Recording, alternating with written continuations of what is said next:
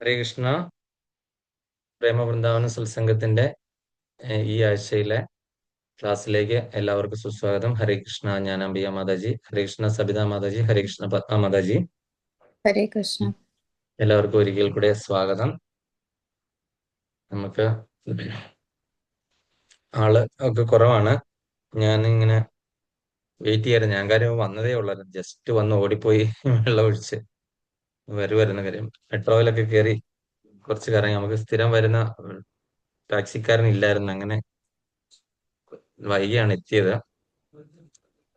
അപ്പൊ അങ്ങനെ നമ്മൾ ഇന്ന് എടുക്കാൻ പോകുന്ന ശ്ലോകം 13, 14, 15 അല്ലേ? അപ്പൊ നമ്മള് കണ്ടത് ഭഗവത്ഗീത ശ്രീമദ് ഭാഗവതം ഒന്നാമത്തെ സ്കന്ധം 3-ാമത്തെ അധ്യായം. നമ്മൾ ഇന്ന് എടുക്കാൻ പോകുന്ന 13, 14, 15 ശ്ലോകങ്ങളാണ്. ആണല്ലോ അല്ലെ? അപ്പം അതെ അതെ. നമ്മൾ കണ്ടത് ഭഗവാന്റെ അവതാരങ്ങളായിരുന്നു. നമ്മൾ അതിലേക്ക് പോകുന്നില്ല. നിങ്ങൾ എല്ലാവരും ഓർമ്മയുണ്ടെന്ന് വിചാരിക്കുന്നു. 1-ാം അവതാരം തൊട്ട് കഴിഞ്ഞ ദിവസം ഞാൻ അഭിയ മാതാജി കൊണ്ട് പറയിച്ചാണ്. നമുക്ക് അവസാന സമയമുണ്ട്. കാര്യം ഇന്ന് കുറെ കഥകളൊക്കെ സമയമുണ്ട് പറയണം. 8 മണിയാകുമ്പോൾ എനിക്ക് വേറൊരു സ്ഥലത്ത് പോകുകയും വേണ്ടാണ് ഇവിടുത്തെ സമയം. അപ്പൊ അതുകൊണ്ട് നമുക്ക് എത്ര ഫാസ്റ്റ് ആയിട്ട് തീർക്കാൻ പറ്റുന്നോ അത്രയും തീർക്കണം. കാര്യം കുറെ കഥകളുള്ളത് അതിൻ്റെ അകത്ത്. അപ്പൊ അതുകൊണ്ട് അപ്പൊ നമ്മള് 13-ാമത്തെ ശ്ലോകത്തിലേക്ക് പോവാണ്.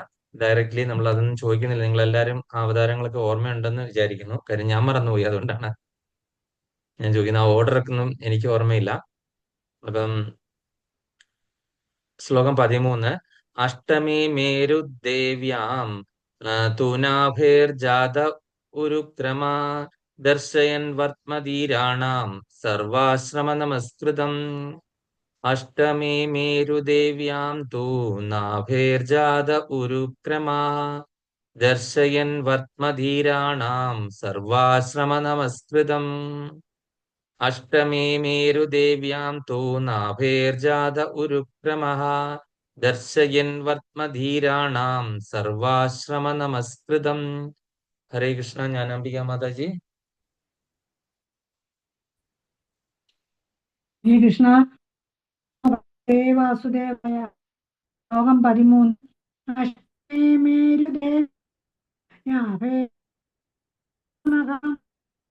ഭക്തധീരാണാം സർവാശ്രമ നമസ്കൃതം. ഹരേ കൃഷ്ണ. ഹരേ കൃഷ്ണ പത്മ മാതാജി.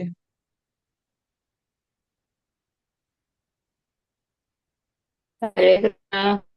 അഷ്ടമേ മേരുദേവ്യാം തു നാഭേർജാത ഒരു വർമ്മധീരാണാം സർവാശ്രമ നമസ്കൃതം. ഹരേ കൃഷ്ണ. ഹരേ കൃഷ്ണ സബിത മാതാജി.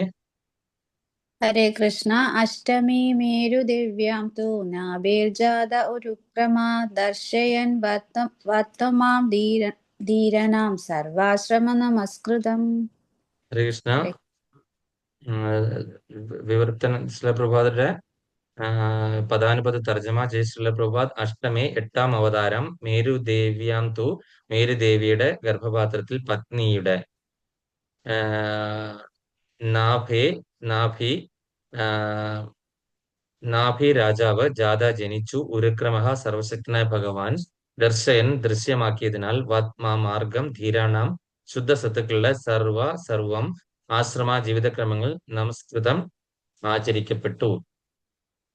ഇപ്പൊ നമ്മള് ഇവിടെ ഏത് അവതാരത്തെ പറ്റിയാണ് ഈ സൂതഗോസ്വാമി പറയുന്നതെന്ന് നമുക്ക് നോക്കാം അല്ലെ. ഈ അവതാരം നമുക്ക് ആർക്കും അത്ര സുപരിചിതമല്ലാത്ത ഒരു അവതാരമാണ്. പക്ഷെ നമ്മളത് ഡീറ്റെയിൽ ആയിട്ട് എനിക്ക് പറയാനായിട്ട് ഇപ്പൊ ഓർക്കുന്നില്ല. ഞാൻ നേരത്തെ കുറെ നാൾ മുൻപേ ഈ കൃഷ്ണാപുരത്തിലേക്ക് വരുന്നതിന് മുൻപേ ഈ അവതാരത്തിന്റെ പ്രത്യേകതകൾ അതൊക്കെ ഞാൻ പഠിച്ചു വെച്ചിട്ടുള്ളതായിരുന്നു. പക്ഷെ ഇപ്പൊ എനിക്കത് തിരിച്ച് പ്രിപ്പയർ ചെയ്യാനായിട്ടുള്ള സമയം ഒന്നും കിട്ടാത്തത് കാരണം എനിക്ക് ഓർമ്മയുള്ള കാര്യം മാത്രം പറയാം, 1-2 വാക്കുകൾ. അപ്പൊ ഈ അവതാരം ഏതാണെന്ന് നമുക്ക് മഹാരാജാവ് വിവർത്തന ഭാവാർത്ഥം divine grace A C Bhaktivedanta Swami Srila Prabhupad. ജയ ശ്രീല പ്രഭുപാദ്. മഹാരാജാവ് നാഭിയുടെയും പത്നി മേരുദേവിയുടെയും പുത്രനായ ഋഷഭരാജാവാണ് 8-ാമത്തെ അവതാരം. അപ്പൊ നമ്മൾ 7-ാമത്തെ അവതാരം വരെ കണ്ടു. 8-ാമത്തെ അവതാരം ഭഗവാന്റെ 8-ാമത്തെ അവതാരം മഹാരാജാവ് നാഭിയുടെയും പത്നി മേരുദേവിയുടെ. അപ്പൊ ഈ പേരുകളൊക്കെ ഓർത്തിരുന്നോണം. കാര്യം ഇത് പ്രശ്നോത്തരിയിലൊക്കെ സിലബസ് ചോദിക്കാനായിട്ട് സാധ്യതയുണ്ട്. അപ്പൊ അദ്ദേഹമാണ് 8ാമത്തെ അവതാരം. ഈ അവതാരത്തിൽ ഭഗവാൻ പരിപൂർണതയുടെ പാത ദൃശ്യമാക്കി തരികയും എല്ലാ വർണ്ണാശ്രമ ധർമ്മത്തിലുള്ളവരാലും ആദരിക്കപ്പെടുകയും പൂർണ്ണ ഇന്ദ്രിയ നിയന്ത്രണം സാധ്യമായവരാൽ സ്വീകരിക്കപ്പെടുകയും ചെയ്തു. വളരെ വ്യക്തമാണ് ആ ഒരു പറയുന്നതിൽ നിന്നും, അല്ലെ? അപ്പം ഈ ഒരു ഭഗവാന്റെ 8ാമത്തെ അവതാരം അത് പരിപൂർണതയുടെ പാത ദൃശ്യമാക്കി തന്നു. പരിപൂർണതയുടെ പാത. പിന്നെ എന്താണ്? വർണ്ണാശ്രമ ധർമ്മത്തിലുള്ളവരാലും ആദരിക്കപ്പെടുകയും ചെയ്തു. അപ്പം വർണ്ണാശ്രമ ധർമ്മം ഫോളോ ചെയ്യുന്നവരാൽ ആദരിക്കപ്പെടും. വർണ്ണവും ആശ്രമം ഏതൊക്കെയാണ് വർണ്ണം? വർണ്ണം ബ്രാഹ്മണൻ, വൈശ്യൻ, ശൂദ്രൻ, അല്ല ബ്രാഹ്മണൻ, ക്ഷത്രിയൻ, വൈശ്യൻ, ശൂദ്രൻ. അതൊക്കെ എന്താ ഇത്ര സംശയം ഓക്കെ. അതുപോലെ ആശ്രമം ആശ്രമം പിന്നെ ഗൃഹസ്ഥാശ്രമം, വാനപ്രസ്ഥം, ബ്രഹ്മചര്യം, എല്ലാം തെറ്റുക. ബ്രഹ്മചര്യം, പിന്നെ ഗൃഹസ്ഥാശ്രമം, വാനപ്രസ്ഥം, സന്യാസം. സന്യാസം. അറിവുകൾ. അപ്പൊ ഈ 4 വർണ്ണങ്ങളിൽ 4 ആശ്രമങ്ങൾ ഫോളോ ചെയ്യുന്നവർക്ക് കിട്ടുന്ന എന്താണ്? നമ്മൾ നേരത്തെ പറഞ്ഞല്ലേ, എന്താണ്? പുരുഷാർത്ഥമാണ് കിട്ടുന്നത്, അല്ലെ? ഇത് കൃത്യമായിട്ട് ഫോളോ ചെയ്യുന്നവർക്ക്. അപ്പം ഇത് ഫോളോ ചെയ്യുന്നവര് തീർച്ചയായിട്ടും എന്താണ്? ഇദ്ദേഹത്തിന് ഈ അവതാരത്തെ ആദരിക്കപ്പെടുന്നു. കാര്യം ഇദ്ദേഹം എന്താണ്? ഈ വർണ്ണാശ്രമധർമ്മം കൃത്യമായിട്ട് ഫോളോ ചെയ്യുന്നവരുടെ ഒരു ആദരണീയ മാതൃകാ പുരുഷനാണ് ഈ പറയുന്ന അവതാരം. അപ്പൊ പൂർണ്ണ ഇന്ദ്രിയ നിയന്ത്രണം സാധ്യമായവരാൽ സ്വീകരിക്കപ്പെടുകയും ചെയ്തു. പൂർണ്ണമായിട്ടുള്ള ഇന്ദ്രിയ നിയന്ത്രണം സാധ്യമാകുക എന്ന് പറഞ്ഞു കഴിഞ്ഞാൽ അത് സന്യാസി വര്യന്മാർക്ക്, യോഗ്യവര്യന്മാർക്ക് പോലും ബുദ്ധിമുട്ടാണ്, അല്ലെ? വിശ്വാമിത്രനൊക്കെ 60,000 വർഷം തപസ് ചെയ്തിട്ട് രാജർഷിയായ വിശ്വാമിത്രന് ഇന്ദ്രിയ നിയന്ത്രണം സാധിച്ചിട്ടില്ല. അപ്പോൾ പിന്നെ നമ്മൾ സാധാരണക്കാരെ ഒന്ന് ആലോചിച്ച് നോക്കിയേ. പക്ഷെ ഈ അവതാരം എന്തുകൊണ്ട് മാതൃകയായി? അവരുടെയൊക്കെ പൂർണ്ണമായ ഇന്ദ്രിയ നിയന്ത്രണം നടത്തുന്ന ആൾക്കാരുടെ ആകാൻ കാരണം എന്ന് പറഞ്ഞു കഴിഞ്ഞാൽ അദ്ദേഹം അതേപോലെ കാണിച്ചു തന്നു. അപ്പൊ അത് നമുക്ക് ഫോളോ ചെയ്യാനായിട്ട് ഈസിയാണ്, അല്ലെ? നമുക്കിപ്പോ വിശ്വാമിത്രനെ ഫോളോ ചെയ്തിട്ട് നിങ്ങൾ ഇന്ദ്രിയ നിയന്ത്രണം നടപ്പാക്കൂ എന്ന് പറഞ്ഞു കഴിഞ്ഞാൽ നമ്മൾ കുറച്ച് കഴിയുമ്പോൾ എന്താണ്? ആരെങ്കിലും 2 ചാട്ടം ചാടി കഴിഞ്ഞാൽ, ചിലം കേട്ട് 2 ഒച്ച കേട്ട് കഴിഞ്ഞാൽ നമ്മളുടെ മനസ്സ് വ്യതിചലിക്കും, അല്ലെ? അപ്പൊ എന്ന് പറഞ്ഞ പോലെ നമ്മൾ മാതൃകയാക്കാൻ പറ്റിയ ഒരാളായത് കൊണ്ട് ഈ വർണ്ണാശ്രമധർമ്മം അല്ലെങ്കിൽ ഈ പറയുന്ന പുരുഷാർത്ഥങ്ങളൊക്കെ ഫോളോ ചെയ്ത് വരുന്ന ആൾക്കാർക്ക് തീർച്ചയായിട്ടും ഫോളോ ചെയ്യാൻ പറ്റുന്ന ഒരു അവതാരമാണിത്. അപ്പൊ അതാരാണ്? അവതാരത്തിന്റെ പേര് എന്താണെന്ന് ആർക്കെങ്കിലും ഗസ് ചെയ്യാൻ പറ്റുമോ? ഋഷഭദേവൻ, അല്ലേ? ഋഷഭദേവൻ. അപ്പൊ ഋഷഭദേവനാണ് ഈ അവതാരം. അപ്പൊ ആ അവതാരത്തിനെ പറ്റി നമുക്ക് ഭാവാർത്ഥത്തിൽ കൂടെ എന്ത് പറയുന്നു നോക്കിയിട്ട് എനിക്ക് അറിയാവുന്ന ഓർമ്മയിലിരിക്കുന്ന മറ്റു കാര്യങ്ങൾ കൂടി നമുക്ക് ഡിസ്കസ് ചെയ്യാം. ഞാൻ അഭയ മാതാജി ഭാവാർത്ഥം ഒന്ന് വായിക്കും.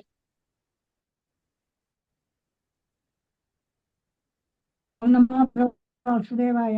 ഭാവാർത്ഥം ജയശ്രീല പ്രഭാത് കീഴേ. മാനവ സമുദായത്തെ നിലവാരവും പദവിയും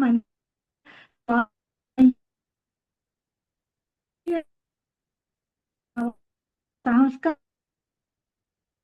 4 വിഭാഗങ്ങളും വീക്ഷണശാലികളുടെ വിഭാഗം, വ്യവസായ വിഭാഗം, തൊഴിലാളി വിഭാഗം, കർമ്മം അനുസരിച്ചുള്ള 4 വിഭാഗങ്ങളും ബ്രഹ്മചര്യം, ഗൃഹസ്ഥാശ്രമം, വാനപ്രസ്ഥം, സാക്ഷാത്കാരപാതയിലുള്ള സാംസ്കാരിക പുരോഗതി 4 ആശ്രമ വിഭാഗങ്ങളുമാകുന്നു. ഇവയിൽ സന്യാസ ജീവിതം ഏറ്റവും ശ്രേഷ്ഠമായി കരുതപ്പെടുന്നു. മറ്റെല്ലാ വർണ്ണാശ്രമങ്ങളുടെയും ആത്മീയ ആചാര്യൻ സന്യാസിയാകുന്നു. സന്യാസ ആശ്രമത്തിലും പരിപൂർണതയിലേക്കുള്ള ഉന്നതിക്ക് 4 ഘട്ടങ്ങളുണ്ട്. ഈ ഘട്ടങ്ങളെ ബഹൂതകൻ, പരിവ്രാജകാചാര്യ, പരമഹംസൻ സംബോധന ചെയ്യുന്നു. പൂർണ്ണതയുടെ അത്യുന്നതമായ അവസ്ഥ പരമഹംസന്റേതാകുന്നു. മറ്റെല്ലാവരാലും ഈ ജീവിത പദവി ആദരിക്കപ്പെടുന്നു. നാഭിരാജാവിന്റെയും മേരുദേവിയുടെയും പുത്രനായ ഋഷഭദേവൻ ഭഗവത് അവതാരമാകുന്നു. ഒരാൾ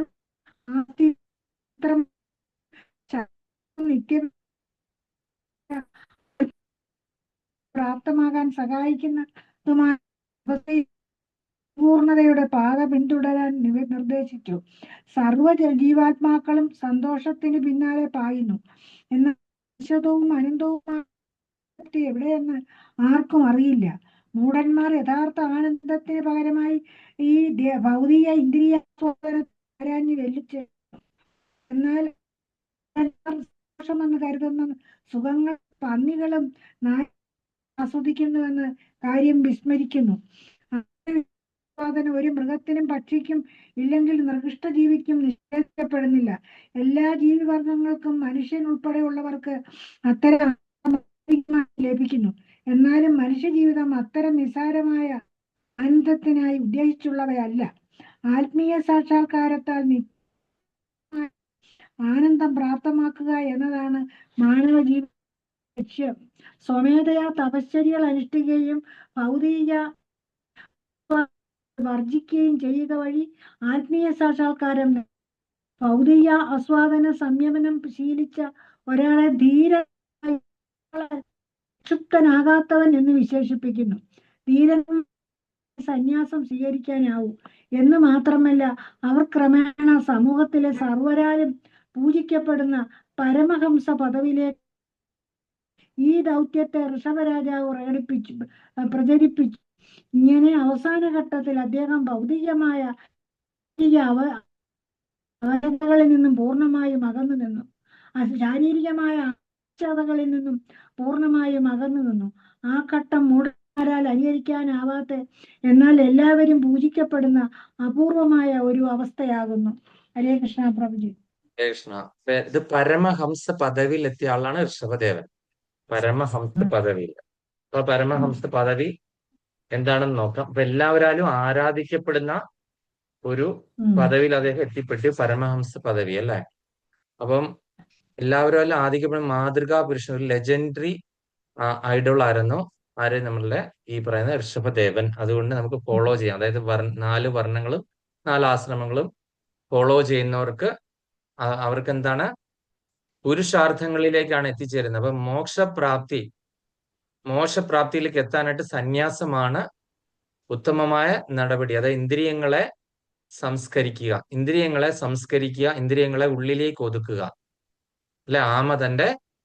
ഭഗവാൻ ഭഗവത്ഗീതയിൽ പറഞ്ഞിരിക്കുന്ന ആമ തന്റെ അവയവങ്ങളെ, ശത്രുക്കളെ കാണുമ്പോൾ ഉള്ളിലേക്ക് വലിക്കുന്നത് പോലെ തന്നെ ഈ ഇന്ദ്രിയങ്ങളാകുന്ന ശത്രുക്കളെ ആമ എങ്ങനെ അതിന്റെ തോടിലേക്ക് ഉൾവലിച്ച് ശത്രുക്കളിൽ നിന്ന് രക്ഷ നേടുന്നവർ ഈ ഇന്ദ്രിയങ്ങളാകുന്ന ശത്രുക്കളിൽ നിന്ന് നമ്മൾ രക്ഷ നേടാൻ ശ്രമിക്കണം. അത് പൂർണ്ണമായിട്ടും പ്രാവർത്തികമാക്കിയ ആളാണ് ഋഷഭദേവൻ. അപ്പം അദ്ദേഹം മഹാരാജാവ് നാഭിയുടെയും മേരുദേവിയുടെയും പുത്രനാണെന്ന് നമ്മൾ കണ്ടു. അപ്പം ഇദ്ദേഹത്തിന്റെ നമ്മളുടെ ഈ 4 വർണ്ണങ്ങളും ആശ്രമങ്ങളെ ശ്രേഷ്ഠമായ സന്യാസ ജീവിതമായിട്ടാണ് ഇവിടെ പറയുന്നത്. മറ്റെല്ലാ വ്യവസ്ഥാപിത ആത്മീയചാര്യൻ ഒരു സന്യാസിയാണ് അല്ലെ. ഓരോ ഇതുപോലെ വർണ്ണങ്ങളോ ആശ്രമങ്ങളോ ഒക്കെ എടുത്തു കഴിഞ്ഞാൽ ഒരു ആചാര്യനായിട്ട് ഒരു സന്യാസിയാണ്. അപ്പൊ സന്യാസ ആശ്രമത്തിലും പരിപൂർണതയ്ക്കുള്ള ഉന്നതിക്ക് 4 ഘട്ടങ്ങളുണ്ട്. സന്യാസ ആശ്രമത്തിൽ ആണെങ്കിലും ലാസ്റ്റത്തെ സന്യാസമാണ് അല്ലെ. ബ്രഹ്മചര്യം, ഗൃഹസ്ഥാശ്രമം, വാനപ്രസ്ഥ, സന്യാസം. അപ്പൊ ഈ സന്യാസത്തിൽ തന്നെ 4 സ്റ്റേജ് ഉണ്ടെന്ന് പറഞ്ഞിരിക്കുന്നു അല്ലെ. നമ്മളോർത്ത് ഈ സന്യാസം എന്ന് പറഞ്ഞാൽ ഒരൊറ്റ ഇതേ ഉള്ളെന്ന്. ഇവിടെ പറയുന്ന 4 സ്റ്റേജ് ഉണ്ടെന്ന്. അപ്പം കുടീചകൻ, ബഹുദകൻ, പരിവ്രാജകാചാര്യൻ, പരമഹംസൻ എന്നിങ്ങനെ പറയപ്പെടുന്നു ആവാം. മനസ്സിലായോ? കുടീചകൻ, ബഹുദകൻ, പരിവ്രാജകാചാര്യൻ, പരമഹംസൻ. അപ്പൊ നമ്മളുടെയൊക്കെ ഈ ശ്രീല പ്രഭുപാദരെയൊക്കെ പരിവ്രാജകാചാര്യ എന്നാണ് പറഞ്ഞിട്ടാണ് നമ്മൾ അറിയപ്പെടുന്നത്. മാതാജിയൊക്കെ കേട്ടിട്ടുണ്ടായിരിക്കും. നമ്മൾ ഈ പ്രേമധ്വനി എന്ന് പറഞ്ഞ ഒരു സംഭവം ഇസ്കോണിൽ എല്ലാവരും വിളിക്കുന്നുണ്ട് അല്ലെ. Divine grace AC Vedanta Swami Srila Prabhupad കി ജായ്, അനന്തകോടി വൈഷ്ണവൃന്ദ കി ജായ്, അനന്തകോടി ആചാര്യവൃന്ദ കി ജയ്, all glories to assembled devotees, Hare Krishna എന്നൊക്കെ പറഞ്ഞ് ഇങ്ങനെ കേട്ടിട്ടുണ്ടല്ലോ അല്ലെ. ഇതിനെ പ്രേമധ്വനി എന്ന് പറയും. അപ്പൊ അവിടെ പറയുന്ന പരിവ്രാജക ആചാര്യ. അപ്പൊ ആ ഒരു പദവിയിൽ എത്തുക എന്ന് പറഞ്ഞു കഴിഞ്ഞാൽ അതിലും മുകളിലാണ് ഈ പരമഹംസ പദവി എന്ന് പറയുന്നത്. പരിവ്രാജകൻ എന്ന് പറഞ്ഞാല് പ്രചരിപ്പിക്കുന്ന ആളും കൂടെയാണ്. അതെ. ഇപ്പൊ ഇസ്കോണിലുള്ളവരൊക്കെ ഈ സന്യാസം നമ്മുടെ ഗുരുമഹാരാജും ശ്രീ പ്രഭുപാദരൊക്കെ പരിവ്രാജക ആചാര്യ പദവിയിൽ എത്തി നിൽക്കുന്നവരാണ്. അപ്പൊ അതിലും മുകളിലുള്ള ഒരു സ്റ്റേജാണ് പരമഹംസ എന്ന് പറഞ്ഞത്. അപ്പൊ പരമഹംസ സ്റ്റേജിൽ എത്തിയിരിക്കാൻ അദ്ദേഹം എത്രമാത്രം ഉയർന്ന ഒരു പ്ലാറ്റ്ഫോമിലാണ് നിൽക്കുന്നത് എന്ന് കാര്യം സർവ്വതും വെടിഞ്ഞു. അപ്പൊ ഇദ്ദേഹത്തെ ഫോളോ ചെയ്യുന്ന ആൾക്കാരെ നമ്മള് ഇപ്പൊ ഒരു മതമുണ്ട് ഇദ്ദേഹത്തെ ഫോളോ ചെയ്യുന്ന. ആ മതം ഏതാന്ന് പറയാൻ പറ്റുമോ? ആർക്കെങ്കിലും അറിയാമോ? ഇദ്ദേഹത്തെ ഫോളോ ചെയ്യുന്ന ഒരു മതം നമ്മുടെ ഭാരതത്തിലുണ്ട്, മറ്റു പല രാജ്യങ്ങളിലും ഉണ്ട്. കുറെ സന്യാസിമാരൊക്കെ ഉണ്ട്. ഇദ്ദേഹത്തിന്റെ തത്വ സിദ്ധാന്തങ്ങൾ സംഹിതകളിലാണ് ഈ പരമഹംസ പദവിയിലേക്ക് എത്താനായിട്ടാണ് അവരൊക്കെ ആഗ്രഹിക്കുന്നത്. പക്ഷെ അവര് വേറൊരു കാര്യം ചെയ്യുന്നതുകൊണ്ട് നമുക്ക് ചിലപ്പോൾ അക്സെപ്റ്റ് ചെയ്യാനായിട്ട് സാധിക്കത്തുമില്ല. ആരാണത്? തീർത്ഥങ്കരന്മാരെന്ന് പറയും അല്ലെ? അവസാനത്തെ തീർത്ഥങ്കരൻ മഹാവീർ ജൈനൻ അല്ലെ? 24-ാമത്തെ എങ്ങാണ്ട് തീർത്ഥങ്കരനാണ് മഹാവീർ ജൈൻ. ജൈന മതത്തിന്റെ സ്ഥാപകനായ മഹാവീർ ജൈൻ. ഇവരെല്ലാരും ഫോളോ ചെയ്യുന്ന ഋഷഭദേവന്റെ സിദ്ധാന്തമാണ്. ഋഷഭദേവൻ അത് കറക്റ്റായിട്ട് അവര് ഭാഗവതത്തിൽ നിന്നാണുള്ള ഋഷഭദേവൻ ഭഗവാന്റെ അവതാരമാണെന്ന് ഒന്നും അവർ പറയുന്നില്ല. അവരെത്തുന്ന ഈ അവസ്ഥ ഇന്ദ്രിയങ്ങളെല്ലാം കൈവെടിഞ്ഞിട്ട് അവരെന്താണ് വസ്ത്രങ്ങളെ ഉപേക്ഷിക്കുക. ദിഗംബരന്മാരെന്ന് പറയും. ദിക്കുകളാണ് വസ്ത്രമായിട്ട് കൂട്ടുന്നത്. അവർ ഈ ശരീരം എന്ന് പറയുന്ന കൺസെപ്റ്റേ ഇല്ല. അപ്പൊ ശരീരത്തിന് എത്ര മോടി പിടിപ്പിച്ചും പെയിന്റ് അടിച്ചിട്ടും കളർ അടിച്ചിട്ടും ഈ തിലകം ഇങ്ങനെ തൊട്ടിട്ടും ഒന്നും കാര്യമില്ലല്ലോ. അപ്പൊ അവര് ശരീരം വിഷയങ്ങളെ വിട്ടിട്ട് എന്താണ് ചെയ്യുന്നത്? ഇന്ദ്രിയങ്ങളെ മനസ്സിൽ കൊണ്ട് ശരീരം, വസ്ത്രം ഇതൊന്നും അവര് കെയർ ചെയ്യുന്നേ ഇല്ല. അതുകൊണ്ട് അവര് ദിഗംബരന്മാർ, ദിക്കിനെ വസ്ത്രമായിട്ട് ഉപയോഗിക്കുന്ന ദിഗംബരന്മാര്. അങ്ങനെ ആ തീർത്ഥങ്കരന്മാര് ഒരുപാട് പേര് ഇങ്ങനെ വന്നു പോയി. ഈ ഇദ്ദേഹത്തെ ഋഷഭദേവനെ ഫോളോ ചെയ്യുന്ന 24-ാമത്തെ ആണെന്നാണ് എന്റെ തോന്നല്. നിങ്ങൾ ആരും എഴുതി വെച്ചേക്കരുത് 24-ലാണ് മഹാവീര ജൈന് എന്ന് എഴുതി വെച്ചേക്കരുത്. എനിക്കൊരു സംശയം. ഞാൻ സ്കൂളിൽ പഠിച്ചാണ് നമ്മളിത്. ആ ഒരു ഓർമ്മ വെച്ച് പറയുന്നതാണ്. അപ്പൊ അങ്ങനത്തെ ഒരു തീർത്ഥങ്കരനാണ് മഹാവീർ ജൈൻ, ജൈന മതത്തിന്റെ സ്ഥാപകനായ. അപ്പൊ അവര് ഫോളോ ചെയ്യുന്നത് ആണെന്ന് പറയുന്നില്ലെങ്കിൽ അവരുടെ സംഹിതകൾ എടുത്തു നോക്കുമ്പോൾ ഈ ഋഷഭദേവൻ ജനിച്ച സ്ഥലവും അങ്ങനെയൊക്കെയുള്ള പല സംഭവങ്ങളുമായിട്ട് റിലേഷൻ ഉണ്ട്.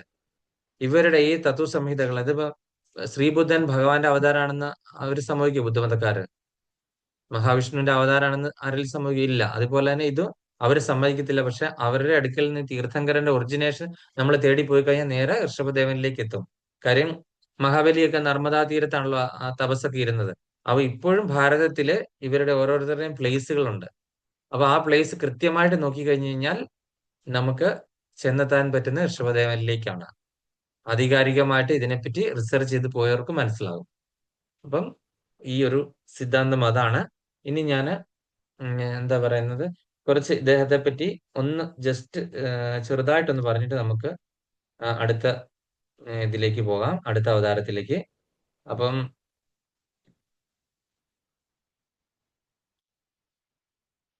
ഋഷഭദേവൻ ആദ്യം തന്നെ ഒരു പരിപൂർണ രാജാവായിട്ട് രാജ്യഭരണം നടത്തിയ ആളാണ്. ഋഷഭദേവന്റെ ചരിത്രമാണ് നോക്കുന്നത്. അദ്ദേഹത്തിന് 100 പുത്രന്മാരുണ്ടായിരുന്നു ഋഷഭദേവന്. അവരിൽ ഏറ്റവും പ്രശസ്തനായത് ഭരതൻ. അദ്ദേഹത്തിന്റെ പേരിലാണ് ഭാരതം എന്ന പേരിൽ തന്നെ അറിയപ്പെടാൻ്റെ കാര്യം. ഋഷഭദേവന് 100 പുത്രന്മാരുണ്ടായിരുന്നു. അതിലെ ആ ഭരതൻ എന്ന് പറഞ്ഞ പുത്രന്റെ പേരിലാണ് നമ്മളിപ്പോ ഈ ഭാരതം എന്ന പേരില് അല്ലെങ്കിൽ ഭാരതവർഷം അറിയപ്പെടുന്നത്. അപ്പൊ രാജ്യമൊക്കെ പുത്രന്മാരെ ഏൽപ്പിച്ച ശേഷം ഋഷഭദേവൻ സന്യാസമാർഗം സ്വീകരിച്ച് യാത്രയായി. ഋഷഭദേവന്റെ ഉപദേശം നമ്മൾ ഭാഗവതം 5.5.1 5-ാമത്തെ സ്കന്ധം 5-ാമത്തെ ചാപ്റ്റർ 1-ാമത്തെ ശ്ലോകത്തിലാണ് പറയുന്നത്. മനുഷ്യജന്മം ഇന്ദ്രിയ സുഖത്തിനായി മാത്രമല്ല, തപസ്സിലൂടെയുള്ള ആത്മശുദ്ധിക്ക് വേണ്ടിയിട്ടാണ് എന്നാണ് അദ്ദേഹം പറഞ്ഞ മെയിനായിട്ടുള്ള സിദ്ധാന്തം. അപ്പൊ ഇന്ദ്രിയ തൃപ്തിക്ക് വേണ്ടിയിട്ട് മാത്രമല്ല മനുഷ്യജന്മം, തപസ്സിലൂടെയുള്ള ആത്മശുദ്ധിക്ക് വേണ്ടിയിട്ടാണ് എന്നാണ് അദ്ദേഹം പറഞ്ഞത്. അദ്ദേഹം ഒരു അവധൂതനെ പോലെ പെരുമാറി. അവധൂതൻ എന്ന് പറഞ്ഞ എന്താണ്? എവിടുന്നാ വന്നത്, എവിടുന്നാ പോകുന്നത്, പ്രത്യേകിച്ച് വീടോ അങ്ങനെ താമസ സ്ഥലമോ ഒന്നുമില്ല. എപ്പോഴേലും ഒരു സ്ഥലത്ത് പ്രത്യക്ഷപ്പെടും, അവിടുന്ന് പോകും. ഒരു സ്ഥലത്ത് സ്ഥിരമായിട്ട് വീടോ ഇല്ല, ഒന്നുമില്ല. അങ്ങനെ നടക്കുന്ന ആൾക്കാരാണ് അവധൂതന്മാരെന്ന് പറയുന്നത് അല്ലെ? അങ്ങനെ ഒരു അവധൂതനെ പോലെയാണ് പെരുമാറിയത്. അപ്പം അദ്ദേഹം പരബ്രഹ്മ അനുഭവത്തിൽ എപ്പോഴും ആനന്ദത്തിൽ ലയിച്ചിരുന്നു. ആ പരബ്രഹ്മ അനുഭവത്തിൽ എപ്പോഴും അദ്ദേഹം ഈ ലീനനായിരുന്നു. അപ്പം പുറമേയുള്ള ലോകം മുഴുവൻ അദ്ദേഹത്തെ പൈതൃകമില്ലാത്തവനായി കണ്ടു എങ്കിലും അദ്ദേഹം ഉള്ളിൽ പരമജ്ഞാനിയായിരുന്നു. അപ്പൊ നമ്മൾ സാധാരണഗതിയിലുള്ള ആൾക്കാരൊക്കെ എന്താണ്, ഒരു വട്ടുള്ള ആള് നടക്കുന്നതെന്ന് തോന്നുന്നു അല്ലെ? എപ്പോഴും പരമാനന്ദത്തോടു കൂടി ഇങ്ങനെ നടക്കുക.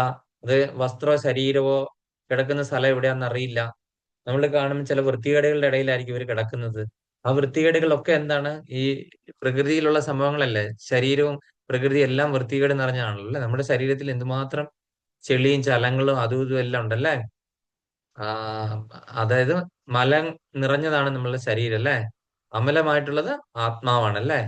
അപ്പം ആ ഭഗവാന്റെ ഭാഗം ബാക്കിയുള്ള എല്ലാം അതല്ലേ, കുറച്ച് രക്തവും ചെളിയും ചോരയും കൊഴുപ്പും അതും ഇതും കുറച്ച് വെള്ളം എല്ലാം നിറഞ്ഞ ഒരു സംഭവമാണ് ഈ ഈ ശരീരം എന്ന് പറയുന്നത് അല്ലെ?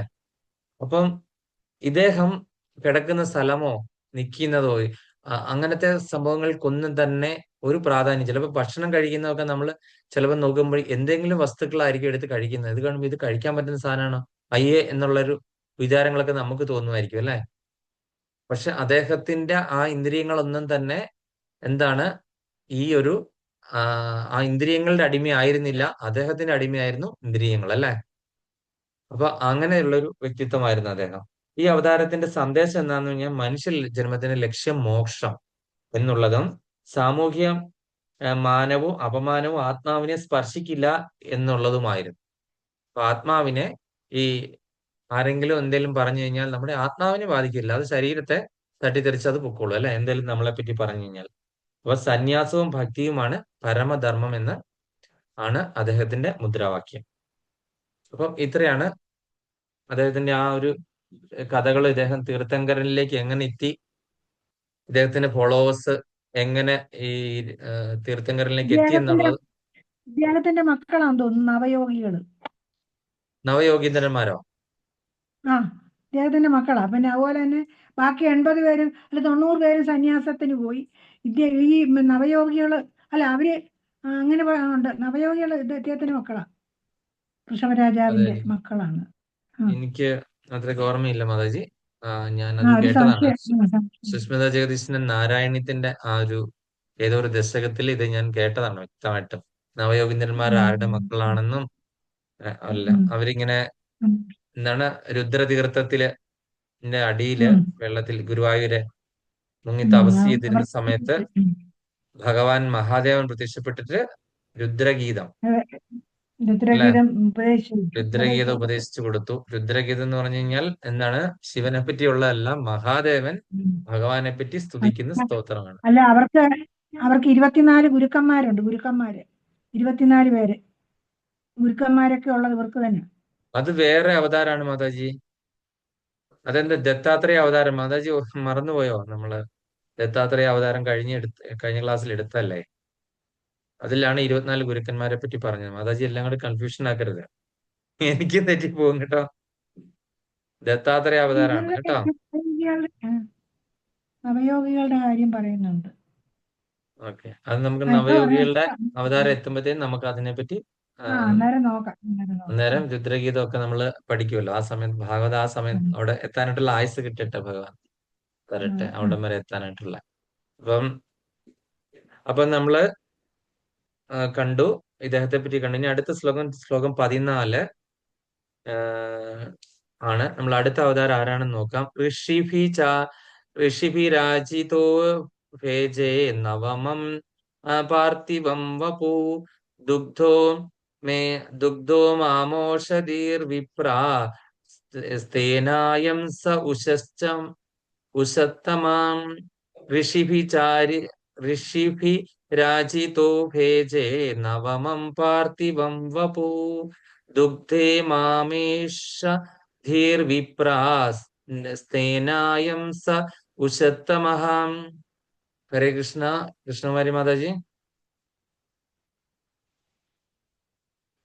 ഹരേ കൃഷ്ണ. ഋഷിഭിരാജിതോ ഭേജേ നവമം പാർത്ഥിവം ബഭൂവ് ദുഃഖേ മാമോഷധീർവിപ്രാസ്തേനായം സ ഉഷത്തമഃ. ഹരേ കൃഷ്ണ. ഹരേ കൃഷ്ണ. പത്മ മാതാജി.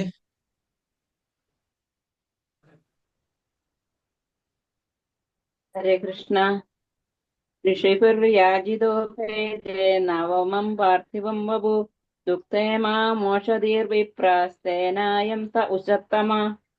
സബിത ഹരേ മാതാജി. കൃഷ്ണ. ഹരേ കൃഷ്ണ. ഋഷിഭിർയാജിതോ വേജേ നവമം പാർത്ഥിവം വപു ദുഃഖേമം ഓഷധിർവിപ്രാസ്തേനായ സഷത്തമ. ഹരേ കൃഷ്ണ. ഹരേ കൃഷ്ണ. ജ്ഞാനാംബിക മാതാജി. ഋഷിഭി ശ്ലോകം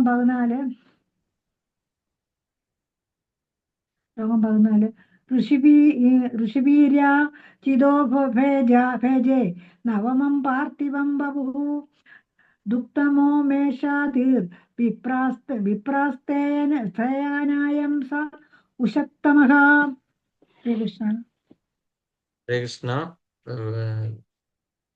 ശ്രീലപ്രഭാതയുടെ പ്രധാനപദ തർജ്ജമ. ജയ് ശ്രീലപ്രഭാത്.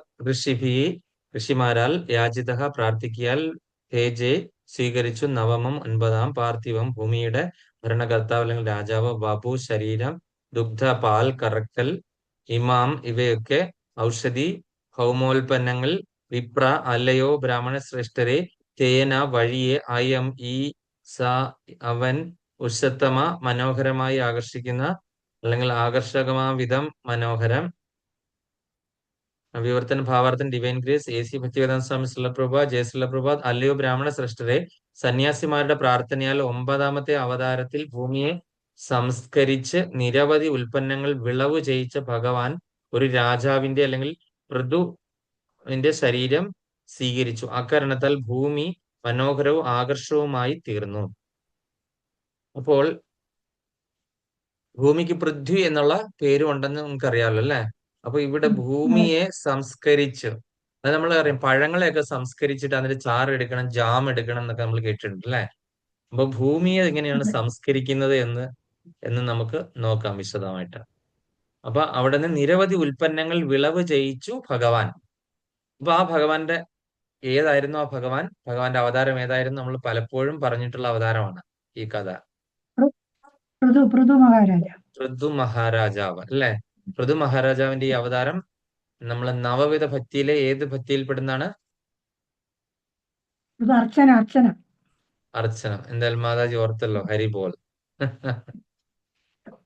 കുറച്ചൊക്കെ ഓർമ്മശക്തി ഉണ്ട് മാതാജിക്ക്, സമ്മതിച്ചു തന്നിരിക്കുന്നു. പൃഥ്വി പ്രസവിച്ചതായതുകൊണ്ടാണ് അല്ലല്ല, പൃഥ്വി പ്രസവിച്ചല്ല, പൃഥ്വിയിൽ നിന്ന് ഈ സാധനങ്ങളെല്ലാം സംഭരിച്ചു. അതുകൊണ്ടാണ്. അപ്പൊ നമ്മള് ഈ അവതാരത്തെ പറ്റി വായിച്ചിട്ട് നമുക്ക് അതിന്റെ കഥയിലേക്ക് കിടക്കാം. ഇതാരാണ് വായിക്കുന്നത്? ഇനി കൃഷ്ണകുമാരി മാതാജി.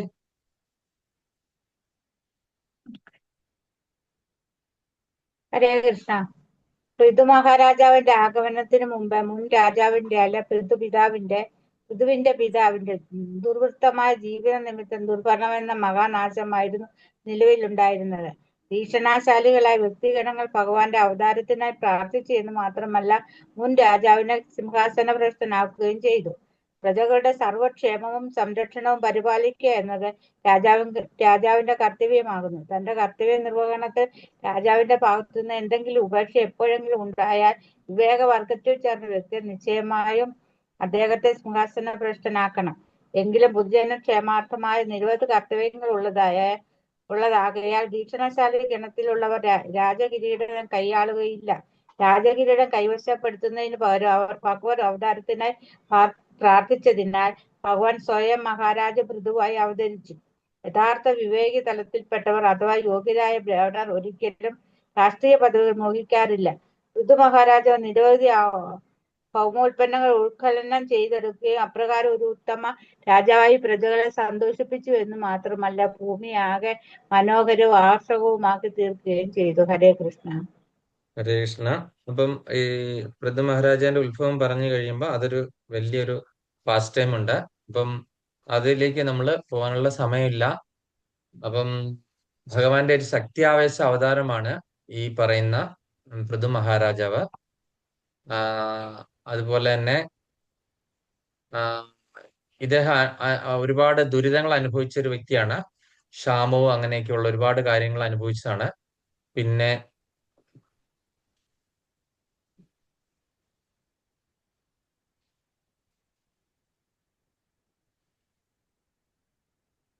പൃഥു മഹാരാജാവിന്റെ അവതാരം കൊണ്ട് ഉദ്ദേശിക്കുന്ന രാജാവ് കൊള്ള സന്ദേശം എന്താണെന്ന് രാജാവ് എപ്പോഴും ജനങ്ങളുടെ സേവകനായിരിക്കണം എന്നുള്ളതാണ്.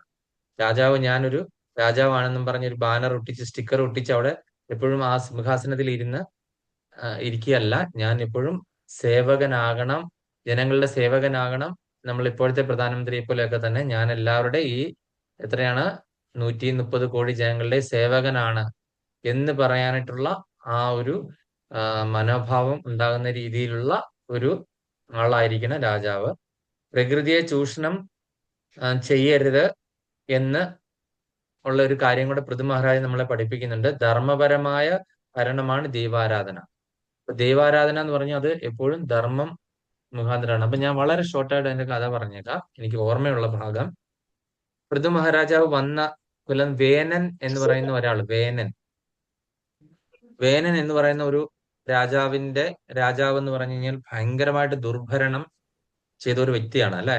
ദുർഭരണം എന്ന് പറഞ്ഞു കഴിഞ്ഞാൽ അദ്ദേഹം ചെയ്ത് കൂട്ടിയ കൊലപാതകങ്ങളും അതുപോലെ തന്നെ അദ്ദേഹം ചെയ്തു കൂട്ട പ്രകൃതി നാശങ്ങൾ, പ്രകൃതിയെ നശിപ്പിച്ചെന്ന് പറഞ്ഞ പണ്ടുള്ള രാക്ഷസന്മാർ നമ്മളെ ഈ രാവണൻ, കുംഭകർണൻ അങ്ങനെയുള്ള ഒരു സന്യാസിമാരെ ഭഗവാന്റെ ഭക്തന്മാരെയാണ് ആക്രമിച്ചുകൊണ്ടിരുന്നത്. ഇത് പ്രകൃതിയെ തന്നെ ഇല്ലാതാക്കിയ ഒരാളാണ് ഈ പറയുന്ന വേനൻ മഹാരാജാവ്.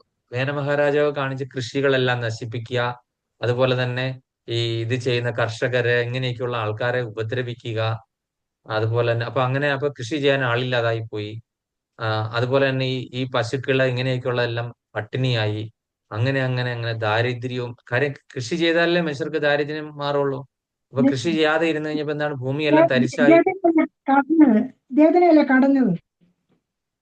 മാതാജി തിരക്ക് പിടിക്കാതെ മാതാജി തോക്കിക്കൊണ്ടേ വെടിവെക്കാതെ ഞാൻ വരിക.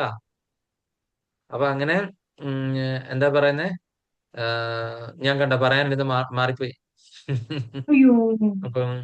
അപ്പൊ എങ്ങനെയാണ് ഇദ്ദേഹം ചെയ്ത അധാർമിക പ്രവൃത്തികൾ മൂലം എന്താണ് സംഭവിച്ചത്, ഭൂമിയെല്ലാം ഭയങ്കര ക്ഷാമത്തിലേക്ക് പോയി, ഒരു പ്രകൃതി വിഭവങ്ങൾ ഇല്ലാതായി പോയി, ആൾക്കാരെല്ലാം പട്ടിണി കിടന്ന്, ക്ഷാമം ബാധിച്ചു, മഴയില്ല, എന്താ പറയുന്ന അത്യുഗ്രമായ ചൂട്, അല്ലെങ്കിൽ മഞ്ഞ് വരുവാണെങ്കിൽ ഭയങ്കര മഞ്ഞ്, ഇതെല്ലാം കൊണ്ട് ആൾക്കാർ വിഷമിച്ച് എല്ലാ ആൾക്കാരും നിലവിളി തുടങ്ങി, പ്രാർത്ഥന തുടങ്ങി.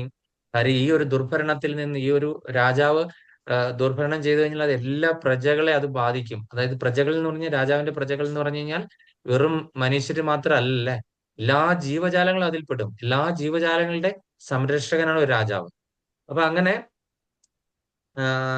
എന്ത് ചെയ്തു, അങ്ങനെ ഇദ്ദേഹത്തിന്റെ ഈ ദുർഭരണം കാരണപ്പോഴത്തേന് ഋഷിമാരെല്ലാരും കൂടി ആലോചിച്ചിട്ട് ചെയ്തു, ഇദ്ദേഹത്തിനെ ഇങ്ങനെ വിട്ടു കഴിഞ്ഞു കഴിഞ്ഞാൽ എന്ത് ചെയ്യും, ഇദ്ദേഹം ഈ ഭൂമി തന്നെ നശിപ്പിക്കും, ഇവിടെ കൊണ്ട് ഈ ഭൂമിയുടെ അവസാനമാകും എന്ന് മനസ്സിലാക്കി ഋഷിമാരെല്ലാരും കൂടി വലിയ മന്ത്രം ചെയ്ത് ഇദ്ദേഹത്തിനെ വീഴ്ത്തി ഇദ്ദേഹത്തിനെ എന്താണ് പറയുന്നത്, ഭസ്മമാക്കാനായിട്ടുള്ള ആ ഒരു രീതിയിലാണ്, വധിച്ചില്ലാതാക്കാനായിട്ടുള്ള ഒരു രീതിയിലാണ്. അപ്പൊ എന്താ, പരമ്പര നിൽക്കുകയും ചെയ്തു അല്ലെ. അപ്പൊ അങ്ങനെ അവരെന്ത് ചെയ്തു, അവർ വലിയ മന്ത്രം എല്ലാം ചെയ്ത് ഇദ്ദേഹത്തിന്റെ ശരീരം ഒരു എണ്ണത്തോണിയിൽ കിടത്തി കടഞ്ഞു. അങ്ങനെ ഈ അരണിയോ അങ്ങനത്തെ ഏതാ സാധനങ്ങളിട്ട് കടഞ്ഞ് അപ്പൊ പാലാഴി കടഞ്ഞപ്പോൾ ആദ്യം എന്താ വന്നത്,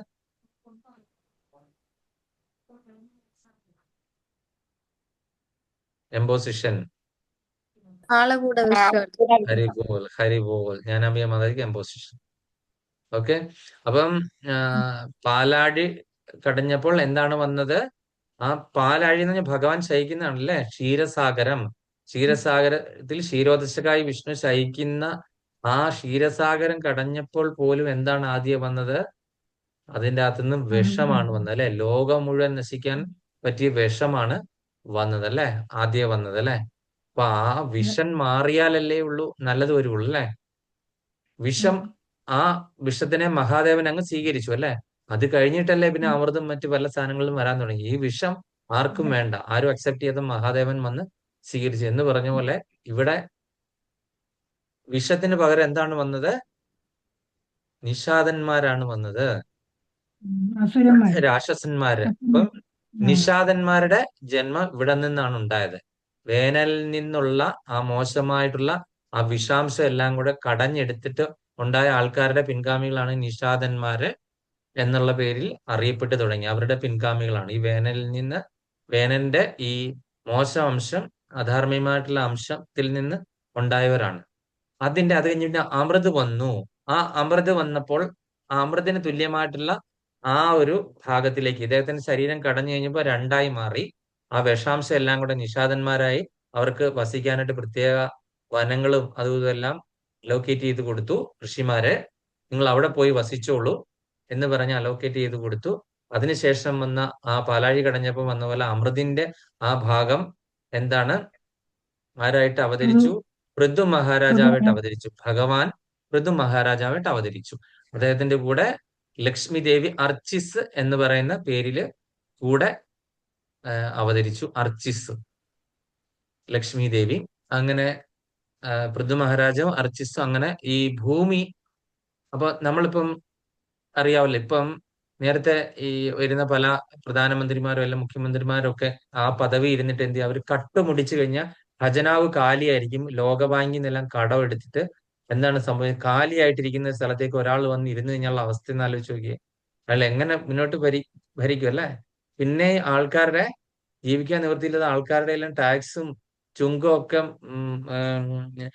കെട്ടി അതും ഇതൊക്കെ കണ്ടുകെട്ടി പണക്കാരുടെ അടുക്കൽ നിന്ന് കള്ളപ്പണം എല്ലാം പിടിച്ചു വാങ്ങി ഇങ്ങനെയൊക്കെ വേണം പൈസ സമാഹരിച്ചിട്ട് ഈ പറയുന്ന പ്രധാനമന്ത്രിക്കോ അല്ലെങ്കിൽ മുഖ്യമന്ത്രിക്കോ ആരാണെങ്കിലും പിന്നീടുള്ള ഭരണം തുടങ്ങുക. അല്ലെങ്കിൽ വീണ്ടും കടം എടുക്കേണ്ടി വരും അല്ലെ? അപ്പൊ ഈ ഒരു രീതിയിൽ പൃഥു മഹാരാജാവിന് വിഭവങ്ങളൊന്നുമില്ല. പൃഥു മഹാരാജാവിന് എന്ത് ചെയ്യണം? ഭരിക്കണമെങ്കിൽ, ഒരു രാജാവിന് ഭരിക്കണമെങ്കിൽ എന്താണ്? അകത്തേക്ക് വല്ല ഇറങ്ങണം. പ്രജാക്ഷേമ തൽപരനായ ആ ഒരു രാജാവിന് ഭരിക്കണമെങ്കിൽ എന്താണ്? അവർക്ക് എന്തെങ്കിലും പ്രജകളുടെ ആവശ്യങ്ങൾ സാധിച്ചു കൊടുക്കണ്ടേ? അതിന് വിഭവങ്ങളില്ല ഭൂമിയില്. അപ്പം എന്ത് ചെയ്തു? ഭൂമി എവിടെയാണെന്ന് ഭൂമി ദേവിയെ അന്വേഷിച്ച് പൃഥു മഹാരാജാവ് നടന്നു. അങ്ങനെ ഭൂമിദേവിയെ അന്വേഷിച്ച് നടന്നപ്പോൾ ഭൂമിദേവി എന്ത് ചെയ്തു? ഈ വേനന്റെ മകനല്ലേ, അപ്പം ഇത് മുഴുവനും ഇവൻ കൊണ്ടുപോയി നശിപ്പിക്കും എന്ന് വിചാരിച്ചിട്ട് ഭൂമിദേവി ഒരു പശു രൂപം പ്രാപിച്ചു. ഭൂമിദേവി മിക്കവാറും പശു രൂപമാണ് ഭൂമിദേവി എടുക്കുന്നത്. അതുകൊണ്ടാണ് ഈ പശു ഭഗവാൻ ഏറ്റവും ഇഷ്ടം അല്ലെ? ഭൂമിയുടെ പ്രതിരൂപമാണ് പശു. ഒരു പശു, ഒരു കാമധേനു എന്ന് പറയാം അല്ലെ? നമ്മൾ ഒരു പശു വീട്ടിലുണ്ടെങ്കിൽ നമ്മുടെ ജീവിതം കഴിഞ്ഞു പോകും അല്ലെ? എല്ലാ വിഭവങ്ങളും പശുവിൽ നിന്ന് കിട്ടും. ഒരു തെങ്ങോ ഒരു പശു ഉണ്ടെങ്കിൽ അല്ലെ? അപ്പൊ കൽപ്പവൃക്ഷവും കാമധേനു അല്ലെ? അപ്പം ഭൂമിദേവി എന്താണ്? പശുവിന്റെ രൂപം കൊണ്ട് ഈ വിഭവങ്ങളെല്ലാം തന്നെ മിച്ചം ഇരുന്ന വിഭവങ്ങൾ എന്താണ്? നല്ല ഏതെങ്കിലും രാജാക്കന്മാർ വരുവാണെങ്കിൽ കൊടുക്കാം. അതുകൂടെ നഷ്ടപ്പെട്ടു കഴിഞ്ഞാൽ എന്താണ്? ഭൂമി പിന്നെ ഇല്ലാതായിപ്പോയി. അപ്പൊ ആ ബാക്കിയുള്ള വിഭവങ്ങളെ തന്നിൽ തന്നെ സംസ്കരിച്ചിട്ട് ഭൂമിദേവി എന്ത് ചെയ്തു? ഭൂമിദേവി പലായനം ചെയ്തു. അങ്ങനെ ഭൂമിദേവി പലായനം ചെയ്ത് പൃഥു മഹാരാജാവ് എന്ത് ഭൂമിദേവിയെ പിന്തുടർന്ന് അമ്പെയ്ത് എന്താണ്? ഭൂമിദേവിയെ വധിക്കുമെന്നുള്ള ഘട്ടമായപ്പോഴത്തേക്കും ഭൂമിദേവി സറണ്ടറായിട്ട് ഹരിബോൾ മാതാജി ഞാൻ ഇവിടുന്ന് എങ്ങനെ ഓടി വരുന്നേ? ഹരേ കൃഷ്ണ മാതാജി, ഞാനിവിടെ സൂമിലാണ്. എനിക്ക് തൃശ്ശൂർക്ക് ഓടി വരാൻ പറ്റില്ല. ഹരേ കൃഷ്ണ പ്രഭു, സോറി പ്രഭു. ഉഷാമണി മാതാജിയാണ്. ഹരേ കൃഷ്ണ, സോറി. ഞാനേ ജോലി കഴിഞ്ഞ് വന്നതേ ഉള്ളൂ, വീട്ടിലേക്ക് കയറണേ ഉള്ളൂ. അപ്പൊ പൂച്ചക്കുട്ടി രണ്ടും ഓടി പുറത്തോട്ട് പോയേ.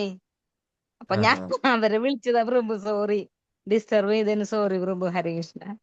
ഹരേ കൃഷ്ണ. സുഖായിരിക്കണോ എല്ലാവരും? എല്ലാരും സുഖമായിട്ടിരിക്കുന്നു. മാതാജി ക്ലാസ്സിൽ ശ്രദ്ധിക്കും മാതാജി. അല്ല, ഞാൻ ക്ലാസ് കേട്ടോണ്ടാ വന്നത്. അപ്പൊ അകത്തോട്ട് കയറിയ വാതിൽ തുറന്നപ്പോ പൂച്ചകൾ രണ്ടും വെളിയിലോട്ട് ഓടിയേ. അപ്പൊ അറിയാണ്ട് എന്റെ കൈമെന്ന് എന്താ പറയാ മ്യൂട്ട് ചെയ്തത് മ്യൂട്ടായി പോയി, ഓപ്പൺ ആയി പോയി. സോറി പ്രഭു. ഹരേ പാമ്പിനെയൊന്നല്ലേ വിളിച്ചല്ലേ? കൃഷ്ണ. അല്ല, അവിടെ വെളിയിൽ പാമ്പുണ്ടെങ്കിൽ ഇവര് പിടിച്ചോണ്ടും വരുവേ. അതാണ് ഞാൻ വേഗം അകത്തോട്ട് കയറ്റണത്. അത് കാരണ എനിക്ക് വയ്യ ആ പാമ്പിനൊന്ന് ഓടിപ്പിക്കാനായിട്ട് പ്രഭു. കൃഷ്ണ. പണി കഴിഞ്ഞ് വീട്ടിലേക്ക് വരണേ ഉള്ളൂ, ഞാൻ കയറണേ ഉള്ളൂ വീട്ടിലോട്ട്. ഓക്കെ. അപ്പൊ നമ്മള് എവിടെയാ പറഞ്ഞുകൊണ്ടിരുന്നത്? അങ്ങനെ ആ ഭൂമിദേവിയെ എന്ത് ചെയ്തു? ഭൂമിദേവിയെ കീഴ്പ്പെടുത്തി പൃഥു മഹാരാജാവ്. അപ്പം ഭൂമിദേവി ഒരു ഡിമാൻഡ് വെച്ചു, എന്താണ് അപ്പൊ വിഭവങ്ങളൊക്കെ എനിക്ക് തരുമെന്ന് പറഞ്ഞ് പൃഥു മഹാരാജ് ആവശ്യപ്പെട്ടു. ഈ വിഭവങ്ങൾ കൊണ്ട് വേണം എനിക്ക് ഭരണം നടത്താൻ, പ്രജാക്ഷേമ തൽപരനായ ഒരു രാജാവായിട്ട് ഭരിക്കണമെങ്കിൽ. ഒന്നുമില്ലാതെ എനിക്ക് ഭരിക്കാൻ പറ്റത്തില്ല എന്ന് ഭൂമിദേവി ഡിമാൻഡ് വെച്ചു. അതിനു വേണ്ടിയിട്ട് ഞാനൊരു പശുവല്ലേ, പശുവിൽ നിന്ന് എങ്ങനെ വിഭവങ്ങൾ എടുക്കാൻ പറ്റും? ഒരു പശുക്കിടാവായിട്ട് വന്ന് എന്റെ അടുക്കൽ നിന്ന് വിഭവങ്ങൾ ഊറ്റിയെടുത്തോളാൻ പറഞ്ഞു. അങ്ങനെ ആണ് എനിക്ക് തോന്നുന്നത് മനു ആ സമയത്തെ മനുവിനോട് പൃഥു മഹാരാജ് ആവശ്യപ്പെട്ടു. പശുക്കിടാവായി മാറി.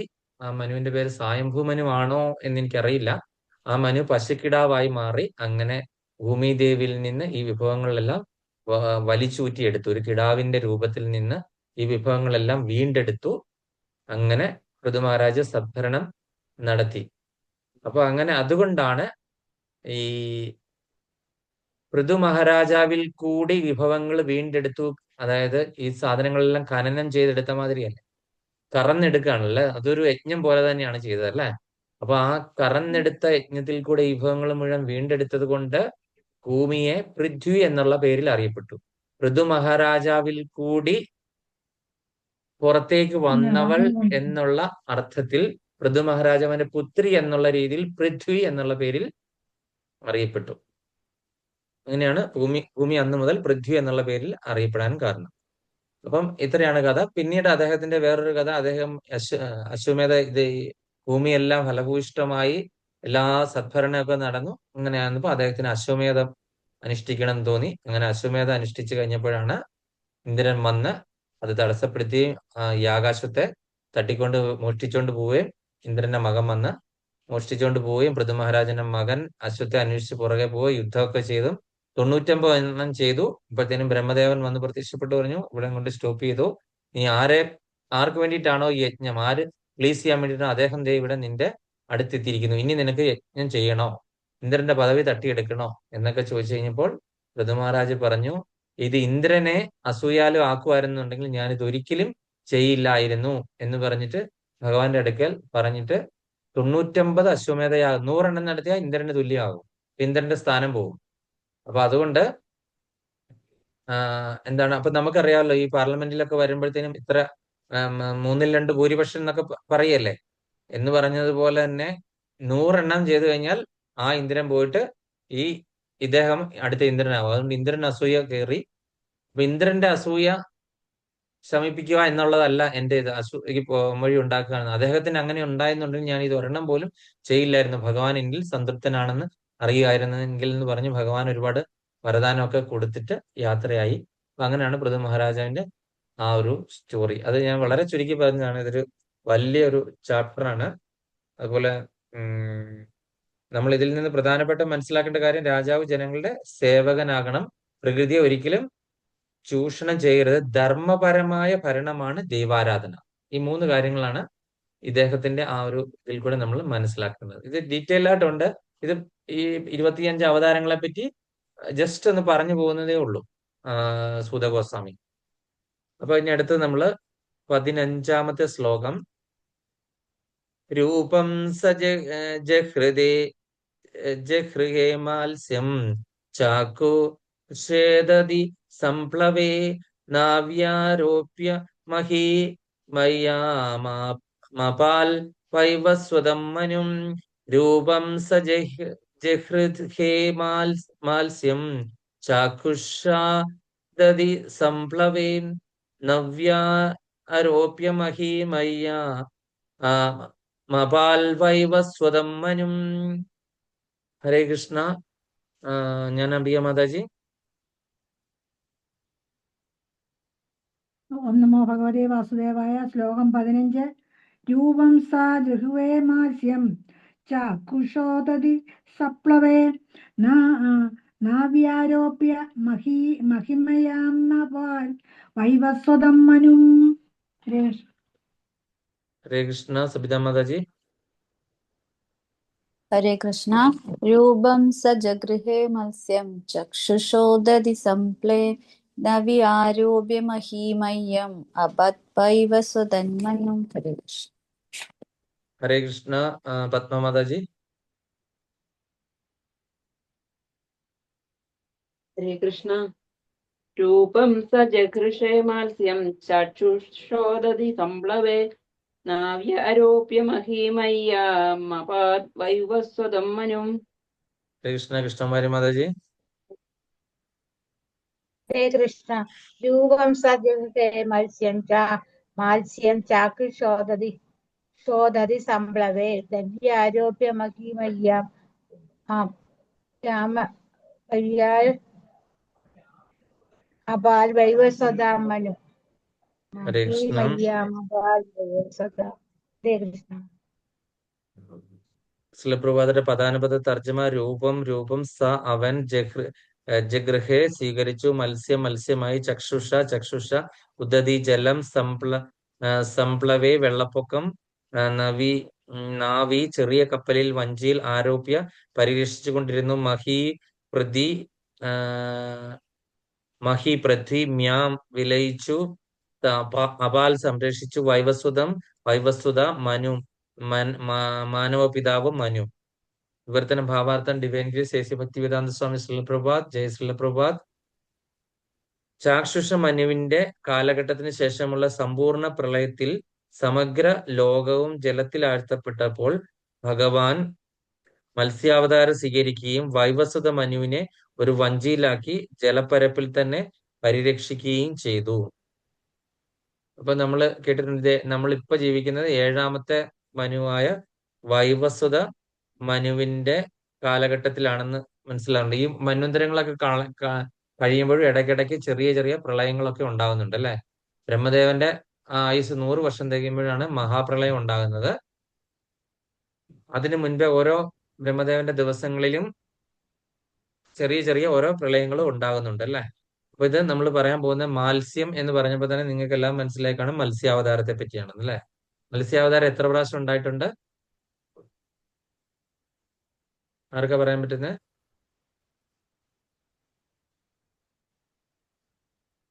അറിയില്ല. മത്സ്യാവതാരം 2 തവണ മത്സ്യാവതാരം എടുത്തിട്ടുണ്ട്. വരാഹാവതാരവും ഭഗവാൻ 2 തവണ എടുത്തിട്ടുണ്ട്. ഏതൊക്കെ വരാഹാവതാരങ്ങളാ ഉള്ളത്? നമ്മൾ ആദ്യം പഠിച്ചാണല്ലോ. ശ്വേതവരാഹവും രക്തവരാഹവും. അങ്ങനെ 2 തരത്തിലുള്ള വരാഹാവതാരം ഉണ്ട്. മത്സ്യാവതാരം 2 രീതിയിലുള്ള മത്സ്യാവതാരം ഉണ്ട്. അപ്പൊ അതിന്റെ ഭാവാർത്ഥം നോക്കാം നമുക്ക്. കൃഷ്ണകുമാരി മാതാജി.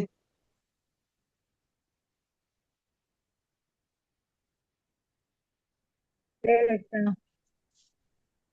ഭാവാർത്ഥം. ഓരോ മനുവിന് ശേഷം ഉന്മൂലനം സംഭവിക്കണമെന്നില്ലെന്ന് യഥാർത്ഥ ഭാഗവത വ്യാഖ്യാതാവായ ശ്രീപാദ ശ്രീധര സ്വാമികൾ അഭിപ്രായപ്പെടുന്നു. എങ്കിലും ചക്ഷുഷ മനുവിന്റെ കാലശേഷം സംഭവിച്ച ഈ പ്രളയം സത്യവ്രതന് ചില അത്ഭുതങ്ങൾ കാട്ടിക്കൊടുക്കാൻ ഉണ്ടായതാകുന്നു എന്ന് അഭിപ്രായപ്പെടുന്നു. എന്നാൽ വിഷ്ണു ധർമ്മോത്തരം, മാർക്കണ്ഡേയ പുരാണ, ഹരിവംശം തുടങ്ങിയ ആധികാരിക ധർമ്മശാസ്ത്രങ്ങളിൽ ഓരോ മനുവിന് ശേഷവും സദാ പ്രളയം സംഭവിക്കുന്നുവെന്ന് സുവക്തം പ്രതിപാദിച്ചിരിക്കുന്നതായി സ്പഷ്ടമായ തെളിവ് സഹിതം ശ്രീ ജീവ ഗോസ്വാമി പ്രസ്താവിക്കുന്നു. ശ്രീ വിശ്വനാഥ ചക്രവർത്തി ശ്രീ ജീവ ഗോസ്വാമിയെ പിന്താങ്ങുകയും ഓരോ മനുവിനു ശേഷമുള്ള ഈ പ്രളയത്തെ ഭാഗവതാമൃതത്തിൽ നിന്നുള്ള ഉദ്ധരണികൾക്ക് ആധികാരികമായി ചൂണ്ടിക്കാണിക്കുകയും ചെയ്യുന്നു. ഇവയ്ക്ക് പുറമെ ഭഗവത് ഭക്തനായി സത്യവ്രതനോട് പ്രത്യേക പ്രീതി കാട്ടാനായി ഈ വിശേഷ കാലഘട്ടത്തിൽ ഭഗവാൻ സ്വയം അവതാരം എടുത്തു. ഹരേ കൃഷ്ണ. കൃഷ്ണ. ഇപ്പൊ നമ്മൾ കേട്ടിട്ടുള്ളത് മത്സ്യാവതാരം എന്ന് പറഞ്ഞു കഴിഞ്ഞാൽ ഹയഗ്രീവൻ എന്ന് പറഞ്ഞ അസുരൻ എന്താണ് വേദങ്ങൾ എടുത്തോണ്ട് സമുദ്രത്തിന്റെ അടിയിൽ മുങ്ങി അല്ലെ. വേദങ്ങളെല്ലാം ഒളിപ്പിച്ചു വെച്ചു അല്ലെ. ആരുടെ അടുക്കൽ നിന്ന്? ബ്രഹ്മദേവന്റെ അടുക്കൽ നിന്നല്ലേ. ആ വേദങ്ങളും അടിച്ചെടുത്തോണ്ട് പോയി. അദ്ദേഹം സമുദ്രത്തിന്റെ അടിയിൽ ഒളിച്ചിരുന്നു. അപ്പോൾ ആ വേദങ്ങളെ വീണ്ടെടുക്കാൻ വേണ്ടിയിട്ട് ഭഗവാൻ എന്ത് ചെയ്തു? മത്സ്യാവതാരം എടുത്തു വന്നു അല്ലെ. ആ തേറ്റ കൊണ്ട് ഈ അസുരനെ ഹയഗ്രീവനെ വധിച്ചിട്ട് വേദങ്ങൾ വീണ്ടെടുത്തിട്ട് ബ്രഹ്മദേവന് തിരിച്ചു കൊടുത്തു അല്ലെ. അതാണ് നമ്മൾ കണ്ടിട്ടുള്ള മത്സ്യാവതാരം. ഇത് സത്യവ്രത രാജാവിനോട് അനുബന്ധിച്ചിട്ടുള്ള കാര്യങ്ങളാണ് നമ്മളിപ്പോ ഇതിന്റെ ഈ ശ്ലോകത്തിൽ അവർ പറയുന്നത് അല്ലെ. അപ്പം